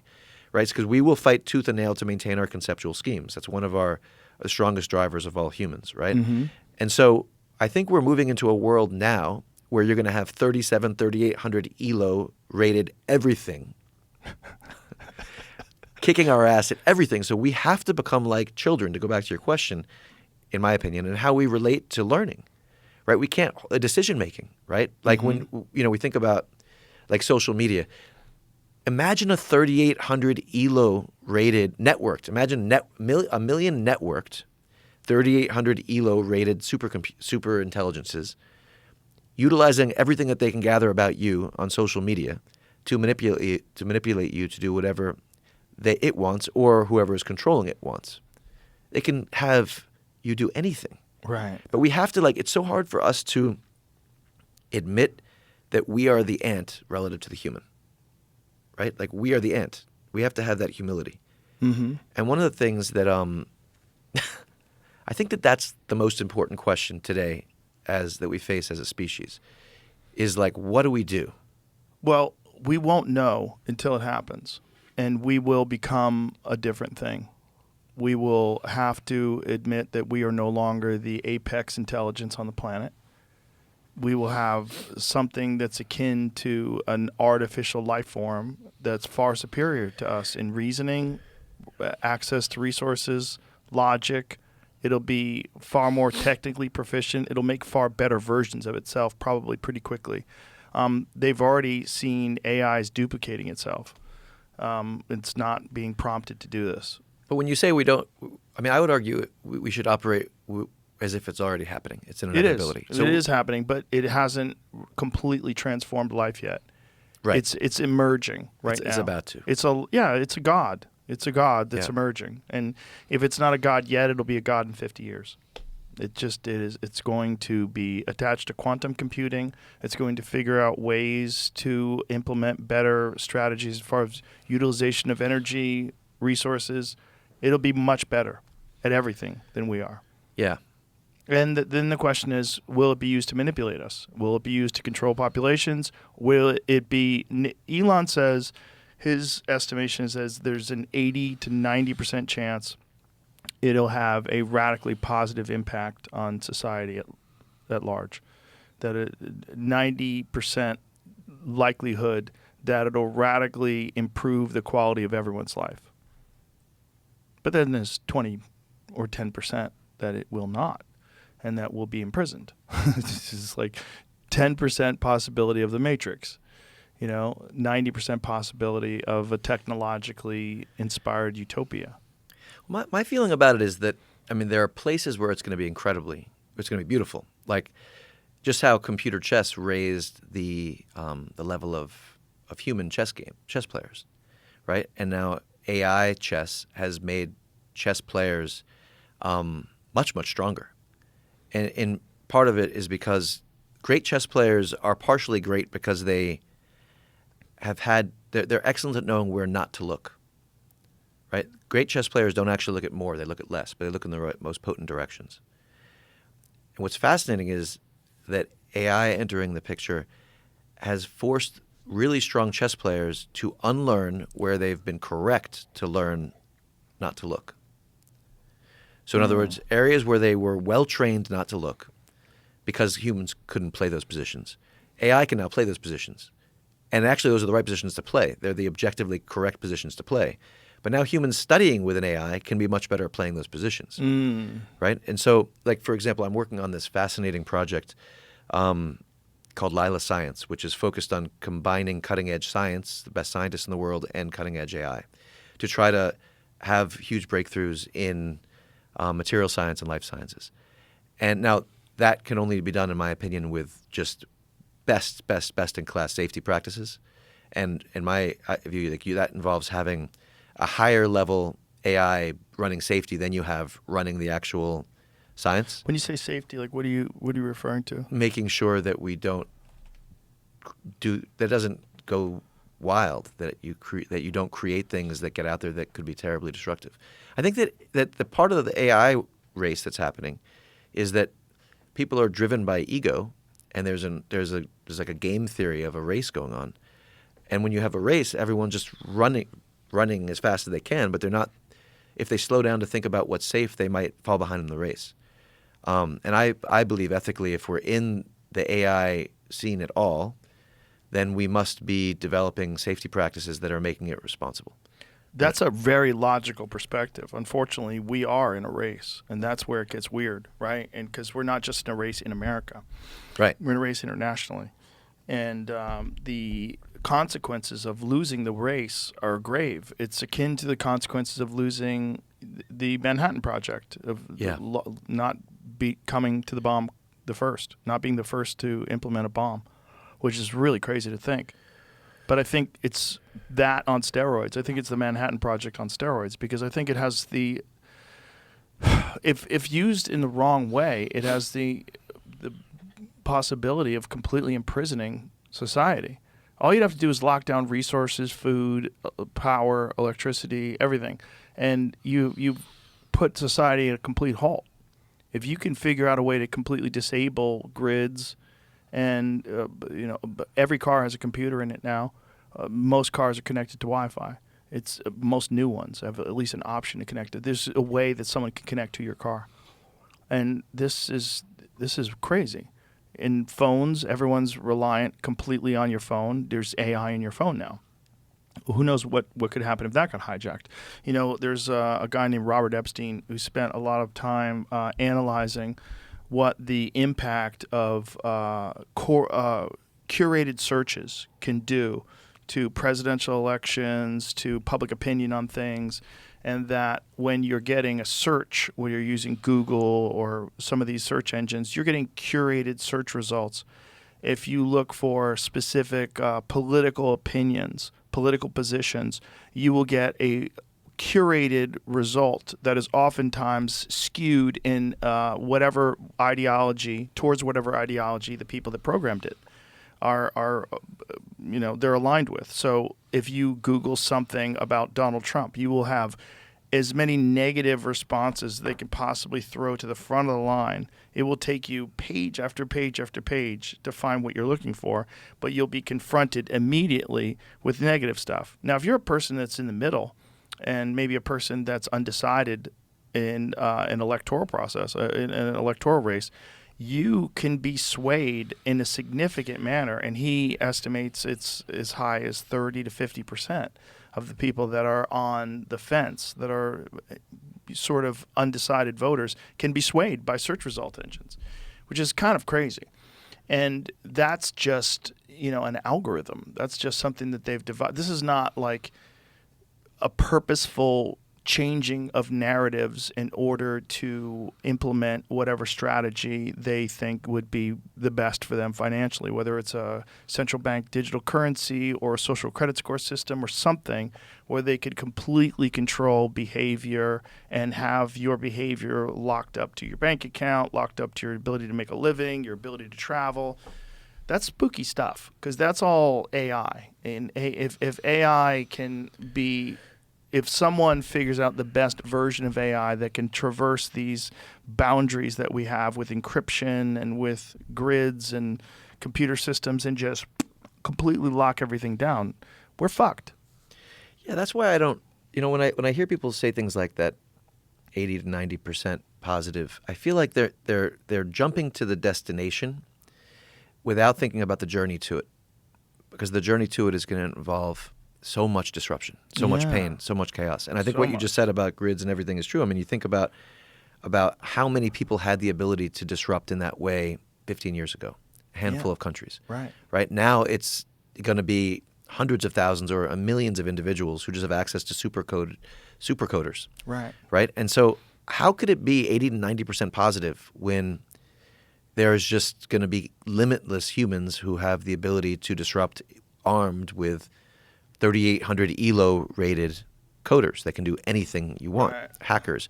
It's just like insane. In the hands of broken people. It's much easier to destroy than to create. Yeah. Right? You can create for thousands of years and you destroy instantly. Yep. Right? So it only takes one terribly destructive act or a handful of them to overcome all the positive. I don't believe that 80, 90% thing is right. I think that there are areas like science where we could easily create materials that could have a massively positive impact on the climate. We could have life science breakthroughs that eliminate cancer, eliminate diseases, make the human lifespan hundreds of years. I think those things could happen, which is great. I also think that we could be manipulated into doing increasingly destructive things. And we could have horrific things happen like the grid. There's a guy who was very brilliant in the espionage world years ago who said to me, he's someone who would know. And he said, Josh, what you don't realize is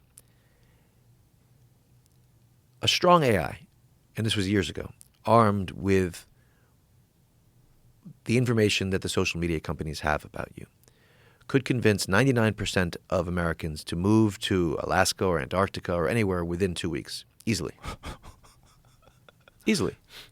I mean, just like it's so hard to have the humility that we are the ant relative to the human. Yeah. Right?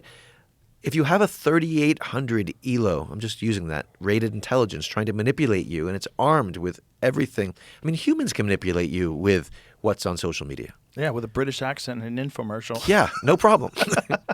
Show some leg, you're gone. Yeah. I mean, it's just so hard to have so we have to have the real humility that we are manipulatable. And a super intelligence, which is out there, and there are humans controlling the super intelligence so far. Maybe that will end. So I personally feel, everyone should get the fuck off social media. I just think it's like I think that's the most important thing because everything that we're feeding in to. I've never been on social media. I made that decision a long time ago. Really? When did you make it? I was never on it. I made it when first. I remember when like MySpace came out. Like, What did you think at the time? I was like, fuck that. Really? Yeah. I didn't. It felt off to me. It felt like something I didn't want to be involved with. I didn't. I'm not saying that I was prescient and I saw everything that would happen, but I never. There was some people who were impersonating me on social media, but I was never on any form of social media, and Good for you. Yeah, I mean, I'm on everything but TikTok. TikTok is fucked. It's hilarious. I was when I was flying here, I was listening to your conversation with Tristan Harris while the dude next to me was scrolling TikTok on the plane. And it was amazing listening to this dialogue here and watching him just like flip. Watching it happen An in real hour and a time. half straight, just like boom, boom. It was Nothing. incredible. I've never Yeah. actually seen someone fucking do that. It was the Oh, most yeah. brainless thing I've ever seen in my life. It's so brainless. It's and brutal. so addictive. And so manipulative. Like Yep. it can just like it can Yep. guide you to anything. But why don't we? It's one thing I kind of disagreed with you on this talk, where you were saying that you just don't think that humans are going to do anything about it until we're forced to. But I don't know, man. I think that what if we just wake the fuck up and take ourselves off of this thing that can be used to steer us anywhere this other humans or AI wants to steer us? Like, why don't we just remove ourselves from it? Well, that's a very rational perspective. Let's just fucking but do it, most though. people aren't rational. But why don't we help people be rational and just you get have the to fuck off it? change the whole way they interface with life. And that's a big ask. It's not as simple as logically social media is bad for you, I'll stay off. The small dopamine hit that you get from opening up reels, just scrolling through and seeing people get knocked out and car accidents and big boobs, that is, for whatever reason, much more compelling than the idea of possessing autonomy and the idea of, having the ability to completely remove yourself from the thing that everyone's addicted to, which is likes and engagement and getting an outrage. The algorithm showing you things over and over again that outrage you. It's so compelling to people, and we're so averse to being bored that at any time when nothing's going on, you pick up your phone, you start scrolling. At any time, you just get nonsense just fed into your head at any time. But think about like the first time that somebody experiences jiu-jitsu, right? They get on the mats and they realize they might have some hubris. They're an athlete. Maybe they've done some stand-up. Maybe they haven't. They're a football player or whatever. And they suddenly are like a fish out of water. They're flopping on the sand, right? And their joints are being popped and they're being choked out. And the humility that they experience, right? Yeah. Like, I think we need to culturally experience that humility before it's too late. Because that's how manipulatable we are. Yeah. Just how like a first day grappler is on the jiu-jitsu mats against a decent fighter, a decent grappler. Like that's how helpless we are next to a 3,800 ELO, which exists. It'll be stronger than 30. I'm just saying that because that's where it is now. Right. It'll be much the fuck stronger than that tomorrow. Once it's attached to quantum computing, it literally would be a god. Yeah. And we're about to experience the most bizarre transition that I think any human civilization has ever experienced. And, it's electricity times a billion. It's computers times a billion. It's something completely different, and we're going to adapt to it. We're going to have to. We're going to have to figure it out. It's just, what will that be like? What will life be like when we adapt to it? That's when things are going to get strange. I think the 80 to 90% improvement of life experience, I think what he's talking about, quality of life experience, I think what he's talking about is it'll make allocation of resources much more efficient. It'll be much easier to get water and health services to third world countries. It'll be much easier to keep power on in places. It'll be much easier for people to get sanitation, medicine, things along those lines. And then starving, poverty, nutrition, all those things could probably be worked out in a far more efficient and a far more effective way. Then the problem is control. Yeah. That's the problem. The problem is human beings. Every single government, every single leadership position, everything involves control. The CEO controls the company. The president controls the country. There's Congress. There's senators. Control, control, control. Everything is control and then financial benefit from that control. That's where it gets scary. Because whoever is actually programming this thing, as we've seen with Google's AI disaster, when they programmed their AI to show you images of Nazis, and it showed you multicultural, multi-ethnic, multiracial Nazis. Like instead of actual, Right. like what is it? No, Nazis with fucking dueling scars on their face, hard-looking, scary German dudes. That's Nazis. These are not Nazis. This is a fever dream. This is some nuttiness that you've put your DEI nonsense into an artificial version of what the past is. That's crazy. You can't do that. Because if you start doing that with everything else, then we have a distorted version of reality itself by the most potent intelligence that we currently have at our disposal. And that's nuts. The question is, what should we do? And like as individuals, societally, I mean, I know you're having dialogue with people who have a lot of ideas about the societally. And I'm thinking about it on the individual level as well. And it goes like your question about children and learning, right? I feel that there's something about having that beginner's mind, which is so liberating, Yes. right? And it's very difficult for adults to release their egoic addiction to what they do, to their habits, right? To what props up their identity. But I think that what we could do is take on thinking, take on learning, take on the art of decision-making, for example, with a beginner's mind. For the world that's coming, like you think about skating to where the puck is going, not to where it was or what it used to be, right? So what does it mean to be a human in the world that we're a year or two or three away from, right? Where there's a superintelligence out there that can manipulate us, where so many jobs are lost. Well, let me throw that at you. What do you think the world will look like? What do I think it will look like? Yeah. I think that we're going to have thrillingly exciting discoveries being made. We're going to have problems solved that we are, as humans, unable to solve.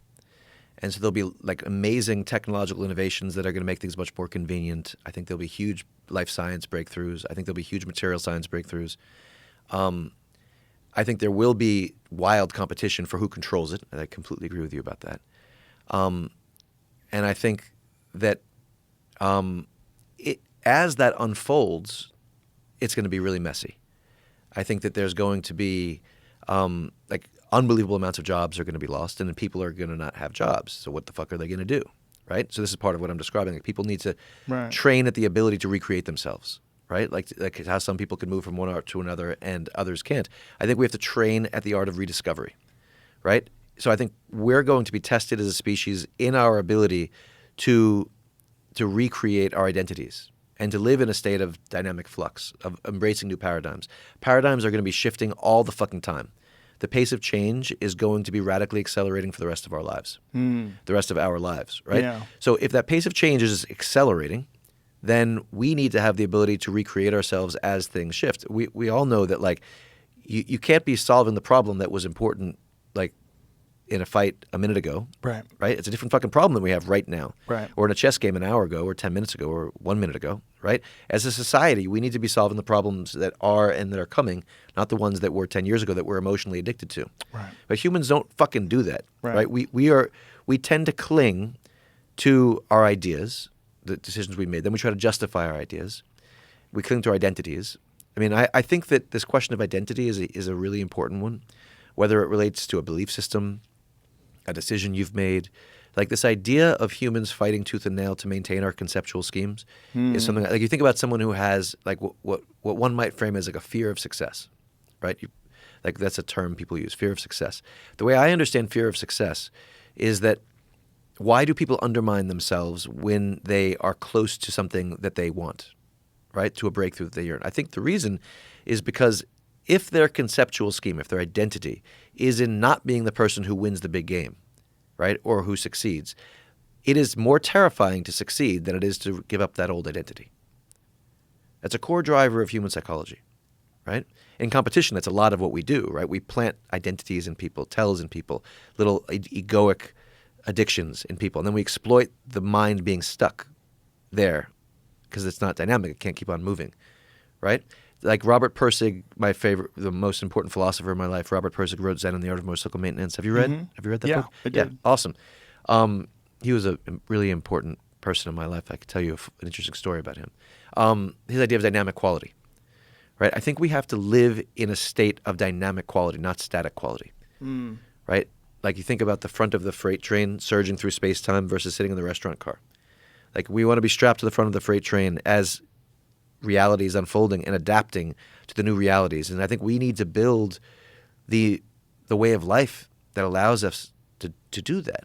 Right. Right? And I have a lot of ideas about what that way of life looks like. I think if we don't do that, then we're going to be dinosaurs in a fucking world with the comet coming, and it's going to blow us the fuck up. So we need to create the ability to reinvent ourselves, to be creative, to adapt. So what do you think happens with all these people that lose their jobs? Because most people believe that some form of universal basic income, people that study this, believe that some form of universal basic income is inevitable and necessary. I worry about that psychologically because I worry about people being dependent upon checks from the state and not having agency and not having a personal sense of worth. You know, I think people identify with what they do. If someone's a great mechanic and they have a great relationship with the people that bring their cars to them and they enjoy being able to fix things and help people, they identify with this. This is a part of who they are. You know, they're a person who fixes cars and works on cars. If that's gone and now all of a sudden they just have a check, who are they? What do dudes do when they have nothing to do? Well, it depends on the dude. You know, some people learn new things. Some people get excited, and some people. There's going to be people that take advantage of it in a very positive way. If there's if there's like a real living wage that you get from the government, where you really don't have to worry about your housing anymore, you don't have to worry about your food. I mean, I think that would be, if you were an ambitious person, that would be amazing. So then you could dedicate yourself entirely to what you love, whatever that thing is, and just really dive into that and let that become your focus in life. And we're accustomed to believing that survival itself is the primary driving force. Food and shelter is the primary driving force for this intelligent species of human beings. But part of me says, why? Mm-hmm. Why is that? Why does that have to be your driving force? If we have unlimited resources, which assumingly we will with AI, if it's implemented correctly. If we have unlimited resources in terms of your ability to never worry about being hungry, never worry about shelter, you would hope that what people would do then is pursue their dreams. But some people don't have fucking dreams. Some people, they've gone too far down this journey of life with a rigid mindset and a very limited perspective. And now they're forced to change. And many will change, but many will not. And that's where it gets weird, because then you have a whole entire class of society, an enormous swath of human beings that are addicted to TikTok, that now get checks, have no hobbies or interests, live off garbage food, and they're lost. Yeah. And they're being told, probably they're being manipulated, that someone's responsible for this. That these people need to be taken down and shut down, and we need to return to our old way of life. You give enormous potential for unrest. Well, I think that, like, in dialogue that I've had over the past 10 years or so with people who are AI optimists, there's this jump to the utopian future, right? Where everything, like land of abundance, no more resource scarcity, everything is beautiful. People have the ability to study art and poetry and opera, and right, they don't need to work anymore. They don't need to be grinding anymore. They can think about philosophy, et cetera, et cetera. That's the argument. That's just like assume that would be a positive end. I'm not so sure. I think that we have some other energies flowing through us that we might want to express. But let's just like say that would be great. The problem is getting there, right? So in chess, there's this interesting dynamic between strategy and tactics all the time, right? We need to liberate ourselves from to be strategic and to think ahead, like think about what would be the ideal place to go. But then we also have to get the tactics right, the math right to get there. We can't just hang our queen or hang our bishop or hang our rook on the path to our strategic dream. right? We need to integrate execution with strategic dreaming.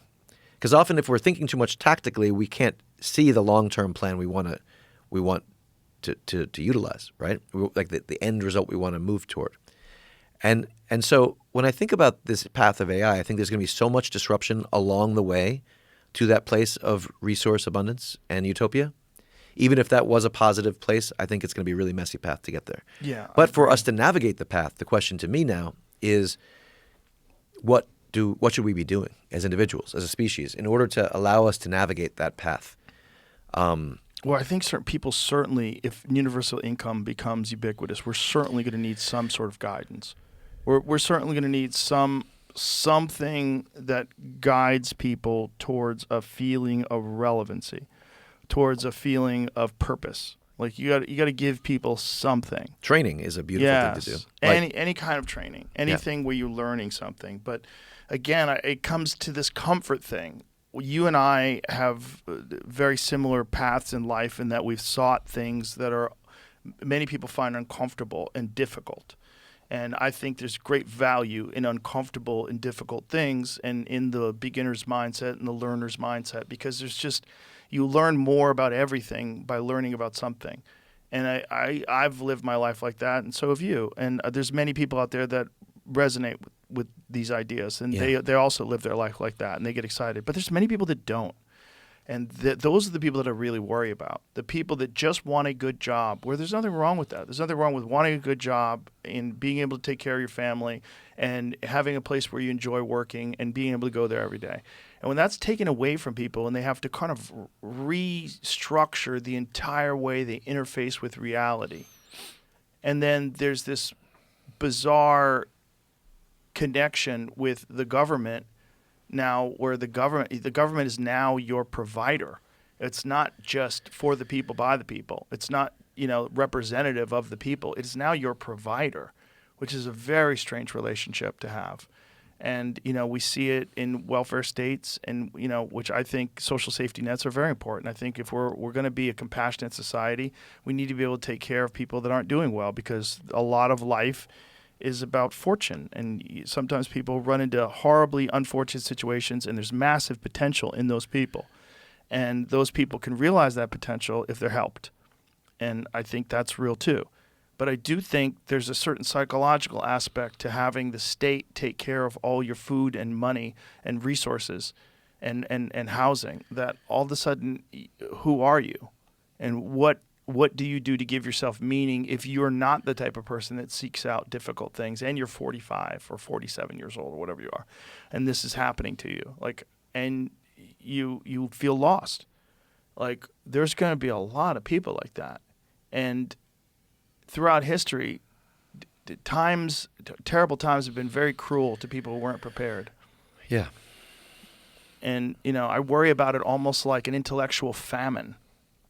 Like a psychological famine, that people will be deprived of the thing that they have rested their hat upon, like their identity, who they are, what it means, their sense of purpose, that it'll be pulled away from them.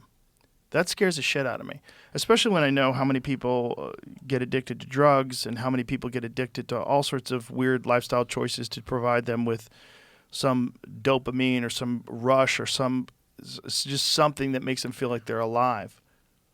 There's something so powerful about being grounded and a path to being grounded is being immersed in an art, like, for example, like jiu-jitsu or chess, where if you're on the jiu-jitsu mats and you overextend your arm and you get armbarred, you're not going to say that's not my fault, that was his fault, or that's right. Then you just don't fucking get better and you get armbarred again. Right. You only get better by taking your shit on. Right. Or if you're a chess player and you make a mistake and you lose, if the people who say that's not my fault, they're irrelevant very, very quickly. They just get blazed by. And they're just like, everyone else's race is past and they're not in the race anymore. And if you think about a community, for example, of fighters, let's think about jiu-jitsu as like a vision, one of the things that separates people as they get deeper into an art is whether they want to take themselves on as a way of life, whether they're hungry to have their weaknesses revealed, right? You think about a school where like somebody, like I always found it interesting to watch people when they're 4 or 5 rounds into sparring, like do they look for the blue belt to rest with, or do they look for the like 240-pound fucking bruiser to beat the shit out of them, or the high-level brown belt to exploit them, or the black belt to like kick their ass, right? Who do they look for? Who does like the up-and-coming purple belt look for when like the young competitor? Is he looking for the egoic rest or the place to be exposed? Right. Like the people who hunger for exposure to get better, right? It's like seeking accountability as a way of life. I think there's something really powerful to do that with decision making, right? Because we're making decisions, and we're making decisions in a higher and higher stakes world. And if we train at the art of decision making in something that's grounded in reality, like for example, the chess rating system is just a fucking thing. It's objective. There's no bullshit to it. But I hear people, like I know people who play chess online and then they're like, yeah, this is my rating, but I'm actually much stronger than that because of this and this. It's like, no, you're not. You just haven't taken your shit on, right? Like you're not stronger than your rating. Your rating is how strong you are as a chess player. Yeah. Right? But there's something so beautiful about an accurate feedback loop, right? And that can be with a coach training with you, could be on just getting tapped out, getting your ass kicked, right? Getting hit, losing, whatever it is. I think that there's something so powerful about people cultivating some way of life where they're grounded in some kind of feedback loop in their training life, that there's no bullshit involved, that they learn to accept accountability as a way of life. They seek feedback loops. Right. I think that we can do this in decision making. I mean, my view is that we're going to be making decisions as a species in an increasingly complex world where there is a superintelligence. So we need to track our decisions, and we need to see objectively when they are good and when they're bad. Like just how you can studying tape as a basketball team or as a jiu-jitsu fighter or whatever. Like we need to create game tape in our decision making. Right? We have to stop deluding ourselves about the fact that we're actually better than everything shows we are. Right. People love to think that way. I fucking love it. It gives them a nice little out in their accomplishments. It gives them a nice little excuse for why things haven't gone their way. Like if you make a decision, write down what the decision is and write down why you made the decision. And then look back on it in a week or 2 or 3 and create like a spreadsheet, a log, or whatever the fuck you want to use of all of your decisions and why you made them, and look back on them. And then if the reasons for making the decision no longer are valid, but you're holding to the decision, which is what everyone does, then don't do that. Don't do that. Let go of it. Reevaluate. So when you work with people, and I know a big part of what you do is help organizations learn, and how do you instill these ideas in people? Do you have a structure that you follow when you go to work with people? Do you try to see what they do? Yeah, I try to see what they. So I've been training for the last 15, 16 years. Elite mental and physical athletes, right? Decision makers, investors, athletes, fighters. You've worked with fighters? NBA teams. Well, in my school with Marcelo, we had a huge group of fighters, jiu-jitsu fighters, and so I've been in dialogue with people who are at the pinnacles of different fields. My whole life. And one thing is that I love working with people who want to take themselves on. So it begins with them being all in on the process. I'm not great at like motivating people to take their shit on. No. I love to begin once we're taking our shit on. So that, and then it's individualized. Like I get to know someone's patterns. It's 99% listening, observing. A lot of what I try to do is understand the entanglement of their brilliance and their eccentricity, or their genius and their dysfunction. I think so quickly people try to come in. If you come in with some kind of formula for how things will be done, you're going to be slicing away the brilliance of individuals, right? Like all of our most brilliant creations are interwoven with the dysfunctional parts of our mind. Everyone wants to normalize people. Like most in the realm of like trainers or coaches of different fields, I think it's mostly bullshit, because it's mostly armchair professors who don't understand what it actually means to be playing on that razor's edge of peak performance, where you have to make a decision, which is taking a risk that's right on the edge of something catastrophic, but that's the thread the needle solution. And so when I start working with someone, I try to get to know them very, very deeply. Their patterns of success, their patterns of failure, where their genius and their dysfunction are entangled. I often go into what I call a cave process, which is trying to understand what their self-expression is, like going into the cave with them metaphorically, try to understand what their self-expression would be liberated from reactivity and inertia. So not reacting away from what they did before and not being subject to the inertia of what they did before, but just blue skying what the ideal solution would be, what the most pure self-expression for them would be. So it's completely dependent upon the individual and their approach initially. Yeah, and not their approach, the individual and the patterns of their approach, right? Not that we would do things the way they did before, but I have a lot of humility. Like, I don't think that I know the way. I don't think there is a way.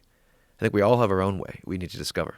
The coaches who have been most damaging to me, for example, when I was in that same period when I was 15, 16 years old, I had a coach who was part of the Russian school of chess who essentially had me move away from my self-expression, move away from my style. My style of chess play at that point, my whole life had been creative, attacking, improvisational. I love to create chaos and find hidden harmonies in chaos. I love to battle. He urged me to stop playing that way, stop studying that style of play like these cold-blooded prophylactic chess players like Petrosian or Karpov. I played much more in the style, not the strength, but the style of like Garry Kasparov or Mikhail Tal or Bobby Fischer, like players who were aggressive, right? Who had a lot of like red blood flowing through their body. Like I was hot-blooded. And he urged me to play in the opposite style from what was natural to me. Think, what would Karpov do here? Not what would Josh do here. Is there a benefit to that, just to expand your repertoire? Yes, there is absolutely a benefit to that. But there's also the movement of a young competitor away from their self-expression, a love from their love for the game, a love from their passion, right? I think there's this brilliant man named Yuri Razavayev who was on the other pillar of the Russian school of chess who said this amazing thing to me. He said to me, Josh, you can learn Karpov through Kasparov. And I didn't understand what he meant for many, many years after that.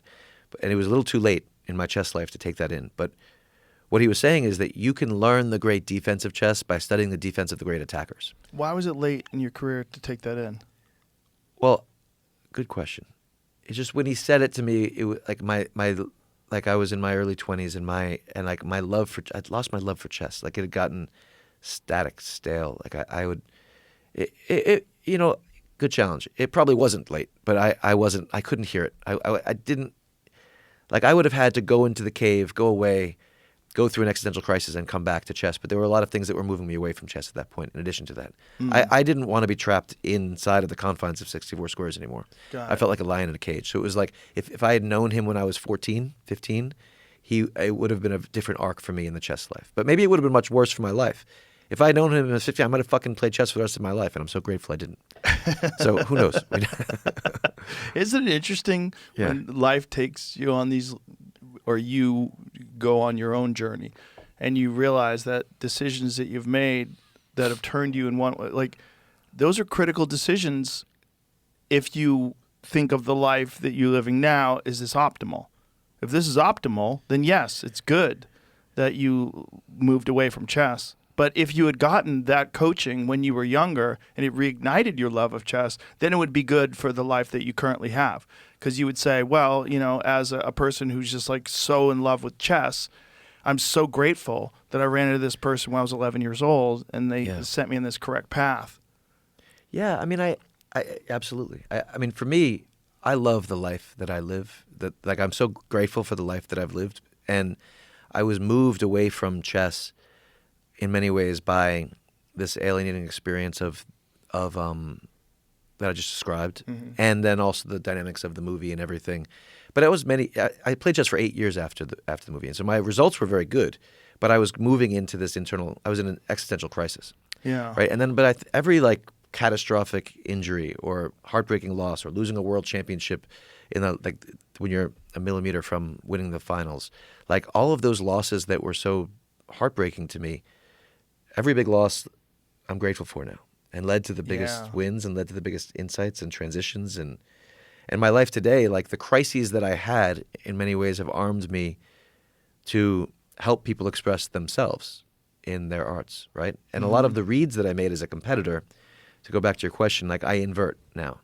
So like the way I would read chess players, find where their minds were stuck, find where their bias patterns were, like find where their energy was stuck, find where they were like static. Now, then I would exploit them right? Same thing you do in the fight game. You find where someone's pattern is static and exploit it, right? Then what I do in training people is I find those, I have a very good nose for those because I spent my life as a competitor sniffing them out, feeling my way to them, but then I work on liberating them, releasing the obstruction. So a lot of what I do today in my work with brilliant performers is work on unleashing what I used to exploit. That's interesting. That's great. That must be very satisfying to teach people how to get better at things. Yeah. It's interesting. I don't use that. Yeah, I don't teach people. I don't know it. I'm not teaching some people something I know. But you're teaching we're what discovering. you know. Well, I'm kind of discovering their path with them. Okay. Like, I don't go in thinking, like, this is the way you fucking should do it. Right, I don't believe that right. I know what they should do. And I believe that any coach who thinks that they know what someone else should do without listening to the self-expression of that person very, very deeply is just wrong, and they should not be. They could reject that coach. Right. Yeah. Well, you have to really understand someone psychologically to be able to coach them as well. Yeah. Because sometimes you don't know, like, what the hitch is until you run. You're like, oh, there it is. Right. So this is your whole problem with your whole life. The fucking hitch. But the amazing Yeah. thing is you find the hitch, but then you see, oh, that hitch is interwoven with your biggest. Like I sent you that thing I wrote about Marcelo, right? And like there was this incredible moment that I had with Marcelo. Such an emotional moment, you know. He's in. I describe him as like this great low rep learner, and he's someone who uniquely in my life. I've never seen anyone better at learning from one experience, big or large, right? And then there was this moment, we were sitting, I guess it was 6 years ago, we were sitting just talking about life and our journey and everything, and he started weeping. And he said to me, you know, Josh, I never forget my pain.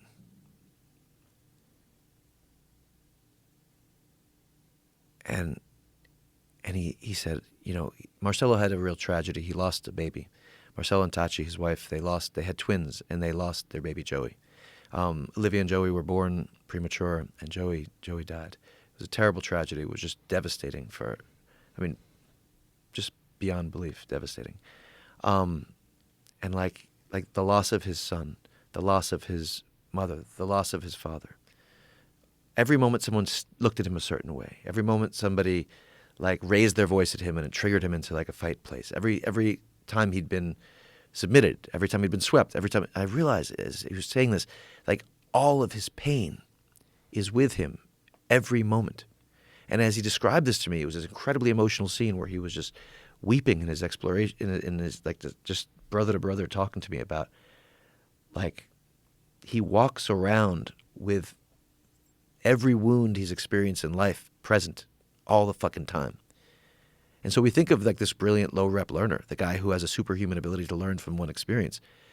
But it's a superpower, but also it ravages him all the fucking time. And you can't just remove that. You can't be like, yeah, release your pain.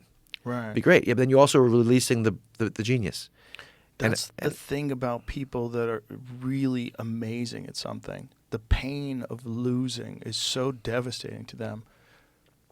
Like when you talk about genius in many, like people use Michael Jordan as an example, genius basketball player, but unbelievably competitive. Yeah. Like just can't help himself In everything. in everything. On and off the court. I've heard if you beat him at pool, he won't talk to you for Yeah, 2 weeks. so you could be like, Mike, just take it fucking easy on the pool table. What do you care? But you can't say that. Gary Yeah. Kasparov was the same way. Yeah. Competitive at everything. Everything. But you can't just like remove that. You're No. removing the genius with it. Right. But- That you have a Ferrari engine and you're trying to like navigate 30-mile-per-hour traffic, and you're like, "Fuck." I'll never forget this chess coach, Mark Dvoretsky, he said to me this unbelievably hubristic thing when I was 15, 16 years old. He said to me, if he had had Bobby Fischer as a student, as a 7-year-old, he could have made Fischer a much, much stronger chess player without any of the craziness.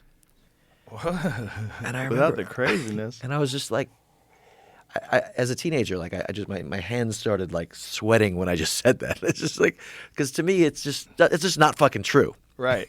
Like It's a Fischer's crazy thing to say. Yeah, it's hubris, right? And this is the same guy who was urging me into that direction. Like but that's the opposite of my approach, right? I think we need, and if we are going to try to disentangle the dysfunction from the genius, we need to understand it very deeply. We need to plant the seeds patiently for that genius to sprout somewhere else. We need to water those seeds. We need to observe them coming. We have to very slightly sand away the dysfunctional patterning while observing if it, it's a very delicate process, right? You can't just fucking excise the tumor. Well, there's also a problem in when someone becomes very good at doing something and they have a very specific way, they've become very good at doing something, they assume that this is the way and that this is the way for everyone and that they can impose their way on other people. And what led them to become great in the first place is also that hubris that makes them think that they could take Bobby Fischer and make him even better. Well, that's why great coaches, great fighters often aren't great coaches, right? Because most teachers teach the way they learned, which will alienate 70 or 80% of their students by definition. Right. Great coaches great coaches for a large group need to be able to teach different ways for different kinds of learners. Yeah. Different modalities of learners. Are they visual? Are they somatic? Are they auditory? What makes them tick? And you have to know if you're teaching a chess class. I started teaching a group of kids chess when I was in my teens. I taught them from kindergarten through 5th grade, and we ended up winning in New York. It was a beautiful journey with kids at PS 116. And we from moving the pieces to winning city, state, and national championships. And it was so interesting because I'd be teaching 8, 10 kids at once, and I would be teaching. It was like giving a simultaneous exhibition. Each one had their own language, and I was so involved with this theme that I would be. It was exhausting because I was teaching 10 chess lessons at the same time to 10 kids.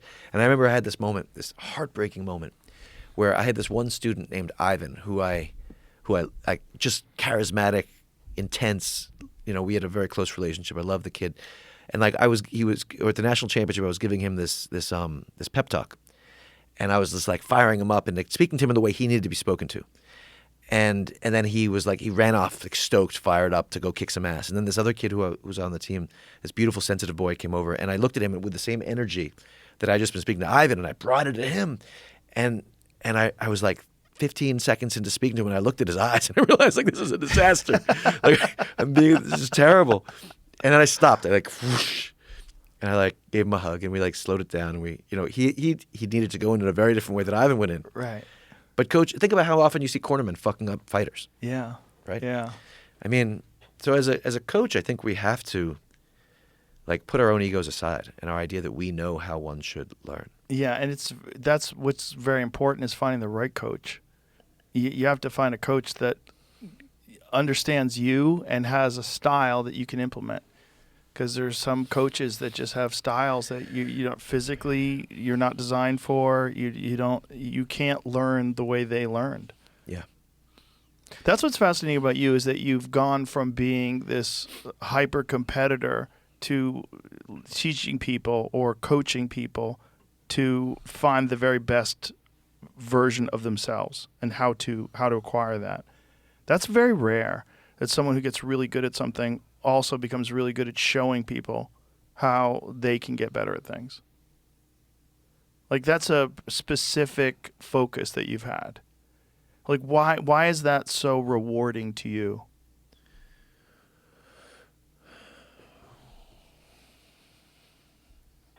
Well, I took on this interesting challenge when I broke my back because I was already doing this, but I was training people. But when I broke my back, I remember I said, okay, during this healing process, after the 1.5 to 2 years of denial and training through it, when I stopped, I tried to take on training people with the same passion and love that I had for training myself. I wanted to see if I could love it as much. And I never got there. And then I got into that's part of what moved me into discovering the ocean arts and being all in on training. So a big part of my relationship with training other people is training myself as a way of life. I'm always I'm living at my limit in the arena myself. The moment I think a coach leaves the arena where they're putting their own ego on the line all the time, or their life on the line, or whatever the fuck they're putting on the line, then they become static and they start to think they know the answer. It's like the fat, martial arts instructor who's many years past training and is smoking a cigarette on the sideline telling people what to do and no longer is actually dynamic and putting the moment our egos get protected, right? So my relationship to training is something that I live all the time. I think also becoming a dad was a big part of it, like the nurturing. And a lot of what I've done is invert what I used to do to break people. Now I invert to heal them or to unleash them. Being a father is about the most humbling thing I've ever. I mean, I thought I had ideas about education until I became a dad, and then I realized I didn't know anything. I had to start over. Yeah, and also the wound pattern. Like, I think understanding people's wound patterns is very important. And a lot of my wound pattern is in loving something very, very deeply, being alienated from it, and then finding a post-conscious relationship to it and a self-expression within it.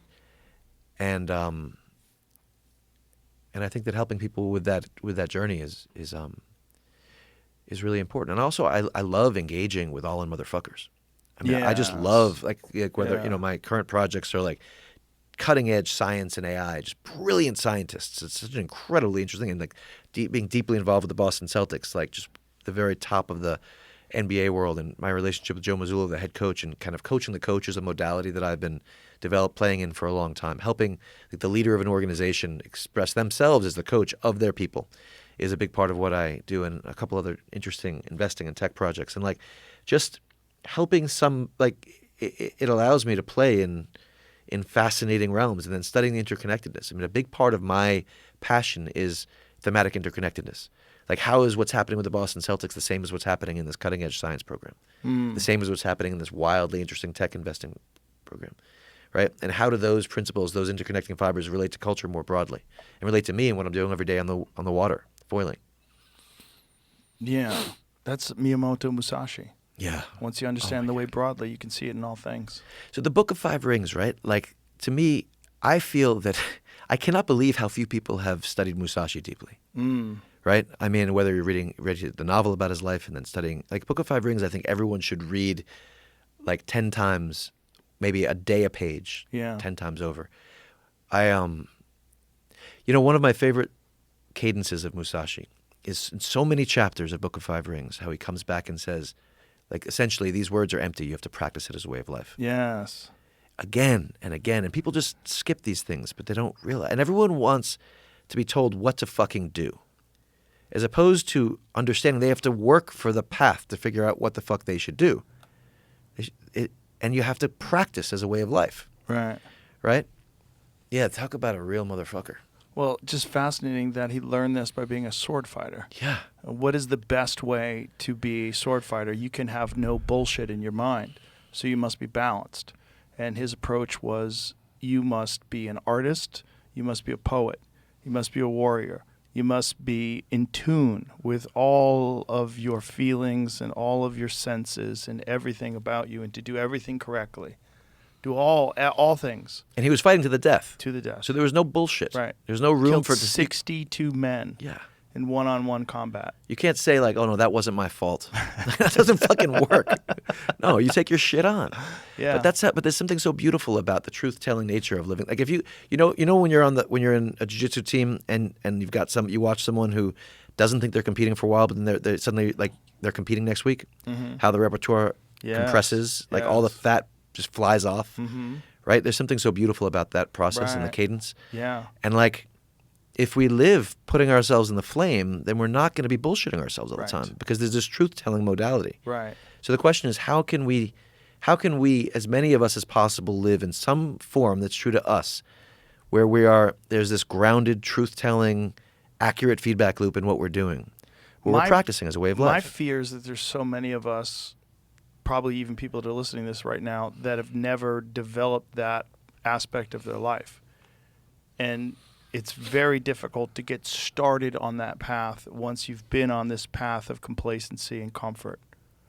It's very hard for people to sort of embrace this new way of thinking and interfacing with reality. But when things are hard, that's beautiful. Like, that's the beginning. We want things to be hard. Yeah. So the first thing is, I think we want people to love the discomfort of being hard.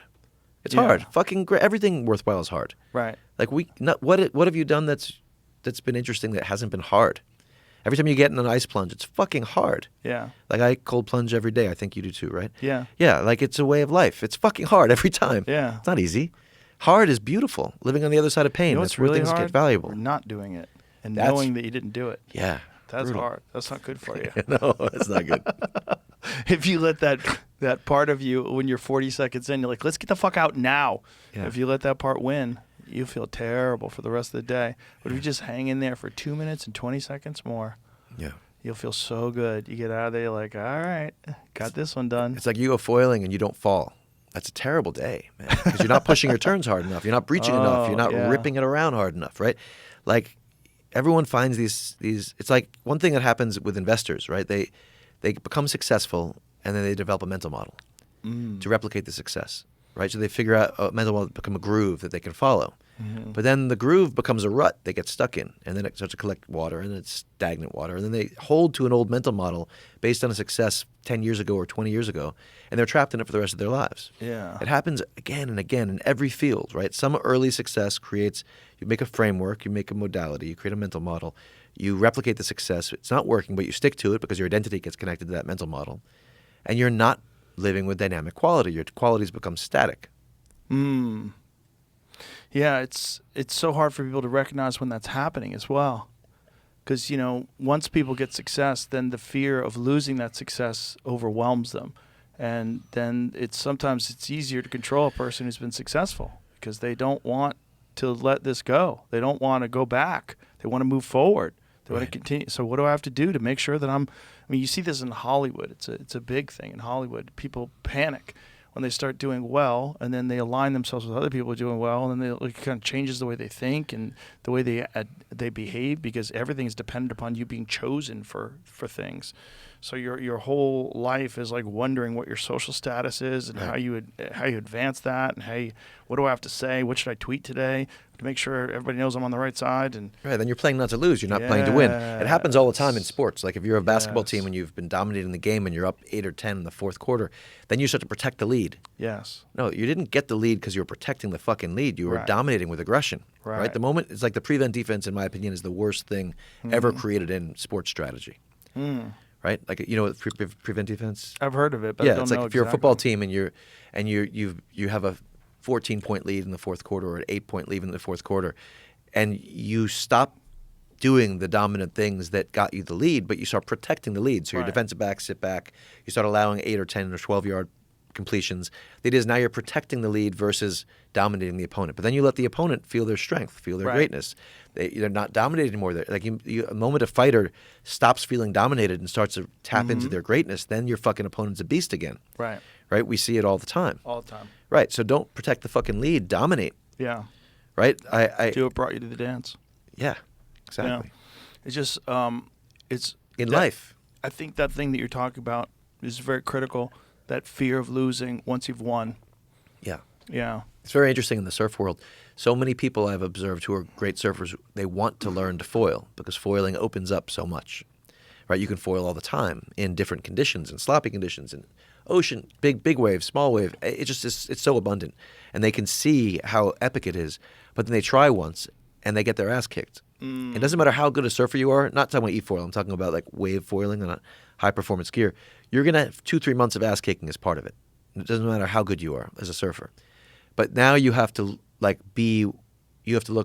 like a beginner again. You have to go from being like the coolest guy in the lineup if you're socialized to being the quote-unquote kook, being the guy who's just getting his ass kicked, who's falling all the time, right? And they don't want to do that. So their ego of the excellent surfer prevents them from learning this art they want to learn because they're unwilling to look bad for a while in front of the people who they're used to looking good with. Right. They're so used to being cool. So the foilers are people who, it's a very interesting micro culture inside of surfing, is that foilers have been people who learned how to foil because they were willing to get their ass kicked and look bad. Are there any other things that are exciting to you like that you think of? Like if one day you can't foil any longer, do you have like an escape strategy?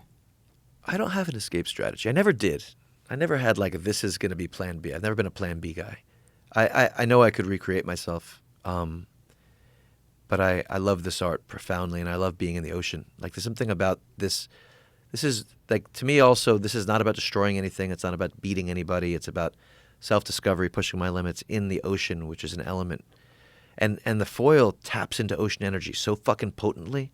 And the other thing is that the art is at such an early stage of technological growth that foil gear is progressing so quickly, and the people who are actually at the bleeding edge of foil performance-wise can ride this gear, which is increasingly difficult to ride. But the hardest gear to ride is the gear which can do the most epic shit. And so the sensitivity is like, as the gear requires more and more sensitivity, the sensitivity is cultivated. And very few people in the world can do it on this gear, and it's just so sublime. So I'm so fucking in love with this art. Wow. I do not have a plan B. But, fuck, who knows what happens. I love when people love things. Oh, That's me too. one of my favorite things to watch is people that are just absolutely engrossed in what they're doing and are fascinated by it and in love with it and on the journey. It's very addictive. It's very inspirational. It gives you something. It's like there's something out of watching people and learning from people that are really, really passionate about something that's so contagious. I've never loved an art more. Like, I've loved some arts really fucking deeply in my life, Foiling Like, is number one. I've never loved an art more. Well, maybe it's because I'm at this moment of life where I'm at, and I'm like integrating everything I've learned from different arts and bringing it into this one, and this one's manifesting all of it. But in terms of like the day-to-day experience of it, oh yeah, man, I'm a lunatic. I fucking just love it. Yeah. Yeah, so you have to live by the ocean. You're fucked. I do. That's beautiful. I live right where the jungle meets the ocean. You were telling me before we wrap this up, you were telling me about a crocodile encounter. Oh yeah, that was before I started. Before I started foiling, I was surfing, and it was like 5 a.m. and I was flying back to New York that day. So I went out for like just pre-sunrise, right at sunrise surf, and I was on this glassy, like head-high wave, and this gnarled log came up in front of me, this piece of fucking wood. And I saw it, and I hit it and jumped off. It just emerged right in front of me. I didn't know how I didn't see it. Like, I thought it was a big tree. And when I hit the water, my brain was still thinking log, but it was so interesting. My skin lit up, goosebumps, and I just realized, like red alert, like prehistoric danger. And I jumped back on my board, and this like a 10, 11-foot croc came swimming just a few feet away from me. It was so interesting. Whoa. Because I spent my life, like I spent a lot of, since I was 6 years old, I've been freediving, spearfishing with a Hawaiian sling, like bow and arrow underwater, deep water diving. And like I spent tens of thousands of sharks, but this was so different. Like croc energy. And I don't know crocs. Like I know sharks. I don't know crocs. Well, And crocs are it was actively fucking trying wild. to eat you. Sharks, there's a lot of people that believe that sharks are attacking people because the people are where the sharks are and they don't want the people there. Yeah. Like when they're interfering with their hunting grounds and they attack people in that regard. I've heard people say that and I'm like, ooh, that kind of resonates. That makes sense. But crocodiles are different. They're just hunting everything. And if you're there, you're on the menu. They're hyper aggressive. They're very different than alligators, which are also very dangerous, but crocodiles are significantly more dangerous and more aggressive. It was interesting when I hit the water. My body lit up like I was in the water with a dinosaur, and then it came up. And it's interesting that my body. This speaks to the nature of the intuition, right? Because my mind still thought it was a log. I hit the water. Something energetically told me something. Get the fuck out. And then it came swimming right up next to me, and like the feeling of the snout, the eyes, like it just came. And then another wave was coming in. I managed to just pop up and ride the next wave to the beach. God. But Damn. yeah, and maybe if I that knew would have been the last day I foiled. well, maybe like if I knew the language of crocs, like I know language of What's the sharks. language? Murder, kill, eat. I don't know. That's the language. Maybe there's an internal language. I do not believe that's true. I think they are the waste management of the ocean and of the ground. I mean, they are there to make sure that anything that slips, anything that gets too close, anything that fucks up and doesn't pay attention to the ripples in the water, that's a meal. They clean up. They're the cleaning crew. They make sure that there's no weakness in the system, and they devour, and they live forever. That's the crazy thing. Is like the ones that they spotted in the early journeys when they were talking about, like there's talks of 40 foot plus crocodiles probably were real, because crocodiles don't die of old age. They don't have like a 20-year lifespan. They just keep growing. And if a crocodile lived before people had guns and, they weren't on the menu, and you got to imagine they could live hundreds of years eating deer and wildebeest and anything that fucked up, antelopes, anything that fucked up, anything they can get a hold of, and they just keep growing. I think they could be enormous super predator dinosaurs that live amongst people. Yeah. I have a friend of mine who's a professional hunter, Jim Shockey, And he was flown to Africa because this particular village was being targeted by crocodiles. So they hired hunters to hunt these crocodiles. And while he was there, he said everyone you would meet had a chunk taken out of them. People were missing hands. Some people were missing feet. And while he was there, one of the women in the village got taken. And they would set up these posts in the water so that the crocodiles couldn't get through to this one area where they would gather water and wash clothes and do things. The crocodiles had figured this out, so they went onto the shore, and then they would go into the water where the posts are and wait for them. Oof. Oof. Oof. Yeah. So the feeling of humility and danger that you have relative to crocs, Yeah. I have about AI relative Ooh. to the ability to manipulate humans unless we take on our ability to be manipulated as a way of life. Like, I feel it like that much in my skin. I think you're correct. Yeah. I think you're correct. I think it's going to be an incredibly challenging time in history, and one that I don't think the brightest amongst us can truly predict the outcome. I want to make one other point, which is that I think that when we talk about like training as decision makers, it doesn't matter how good you are at something. It matters that you're on the road, you're on the journey. So let's just say people started to play chess. It doesn't matter how strong a chess player you are, or if you're good or if you suck. That doesn't matter. It's a journey, right? If you're putting yourself in any arena that's objective, and you're trying your hardest, and you have a feedback loop, like the mats, like the jiu-jitsu mats, whatever they are for you, and you look at the quality of your decisions, and you jot down why, and you are willing to change your mind, and you take on that training as a way of life, then you're on the road to like being grounded in a way that we're not today. And I think that being grounded in reality, in something, like feeling the earth beneath our feet in our process, is a big part of how we're going to be able to navigate a world where everything is being deconstructed all the time by a superior intelligence, because we're going to need to recreate ourselves. But we have to have, you know how like when you're deep into an art, like think about you with your knowledge of MMA, like you have this intuition about where the truth is, right? You have a sense for where it is, right? We need to cultivate that sense in an increasingly chaotic world. And I do feel that like being involved in some kind of truth-telling arena, whatever it is a hugely important practice. And then taking on the art of training as a way of life is, I feel like it's one of our, and like that combined with getting the fuck off social media. Really bad. Yeah. Amazing advice. Yeah, that's Well, my. Thank you, Josh. That's my pitch. It was a lot of fun. I really Right on, man. appreciate it. This was Thank great. you. Yeah, I was Dude. really excited to do this, and really happy to meet you. So Yeah. really appreciate you. Awesome, Jim. Thanks Thank for you. reaching out, man. My pleasure. All right, bye everybody. Can't find him on social media. Don't look.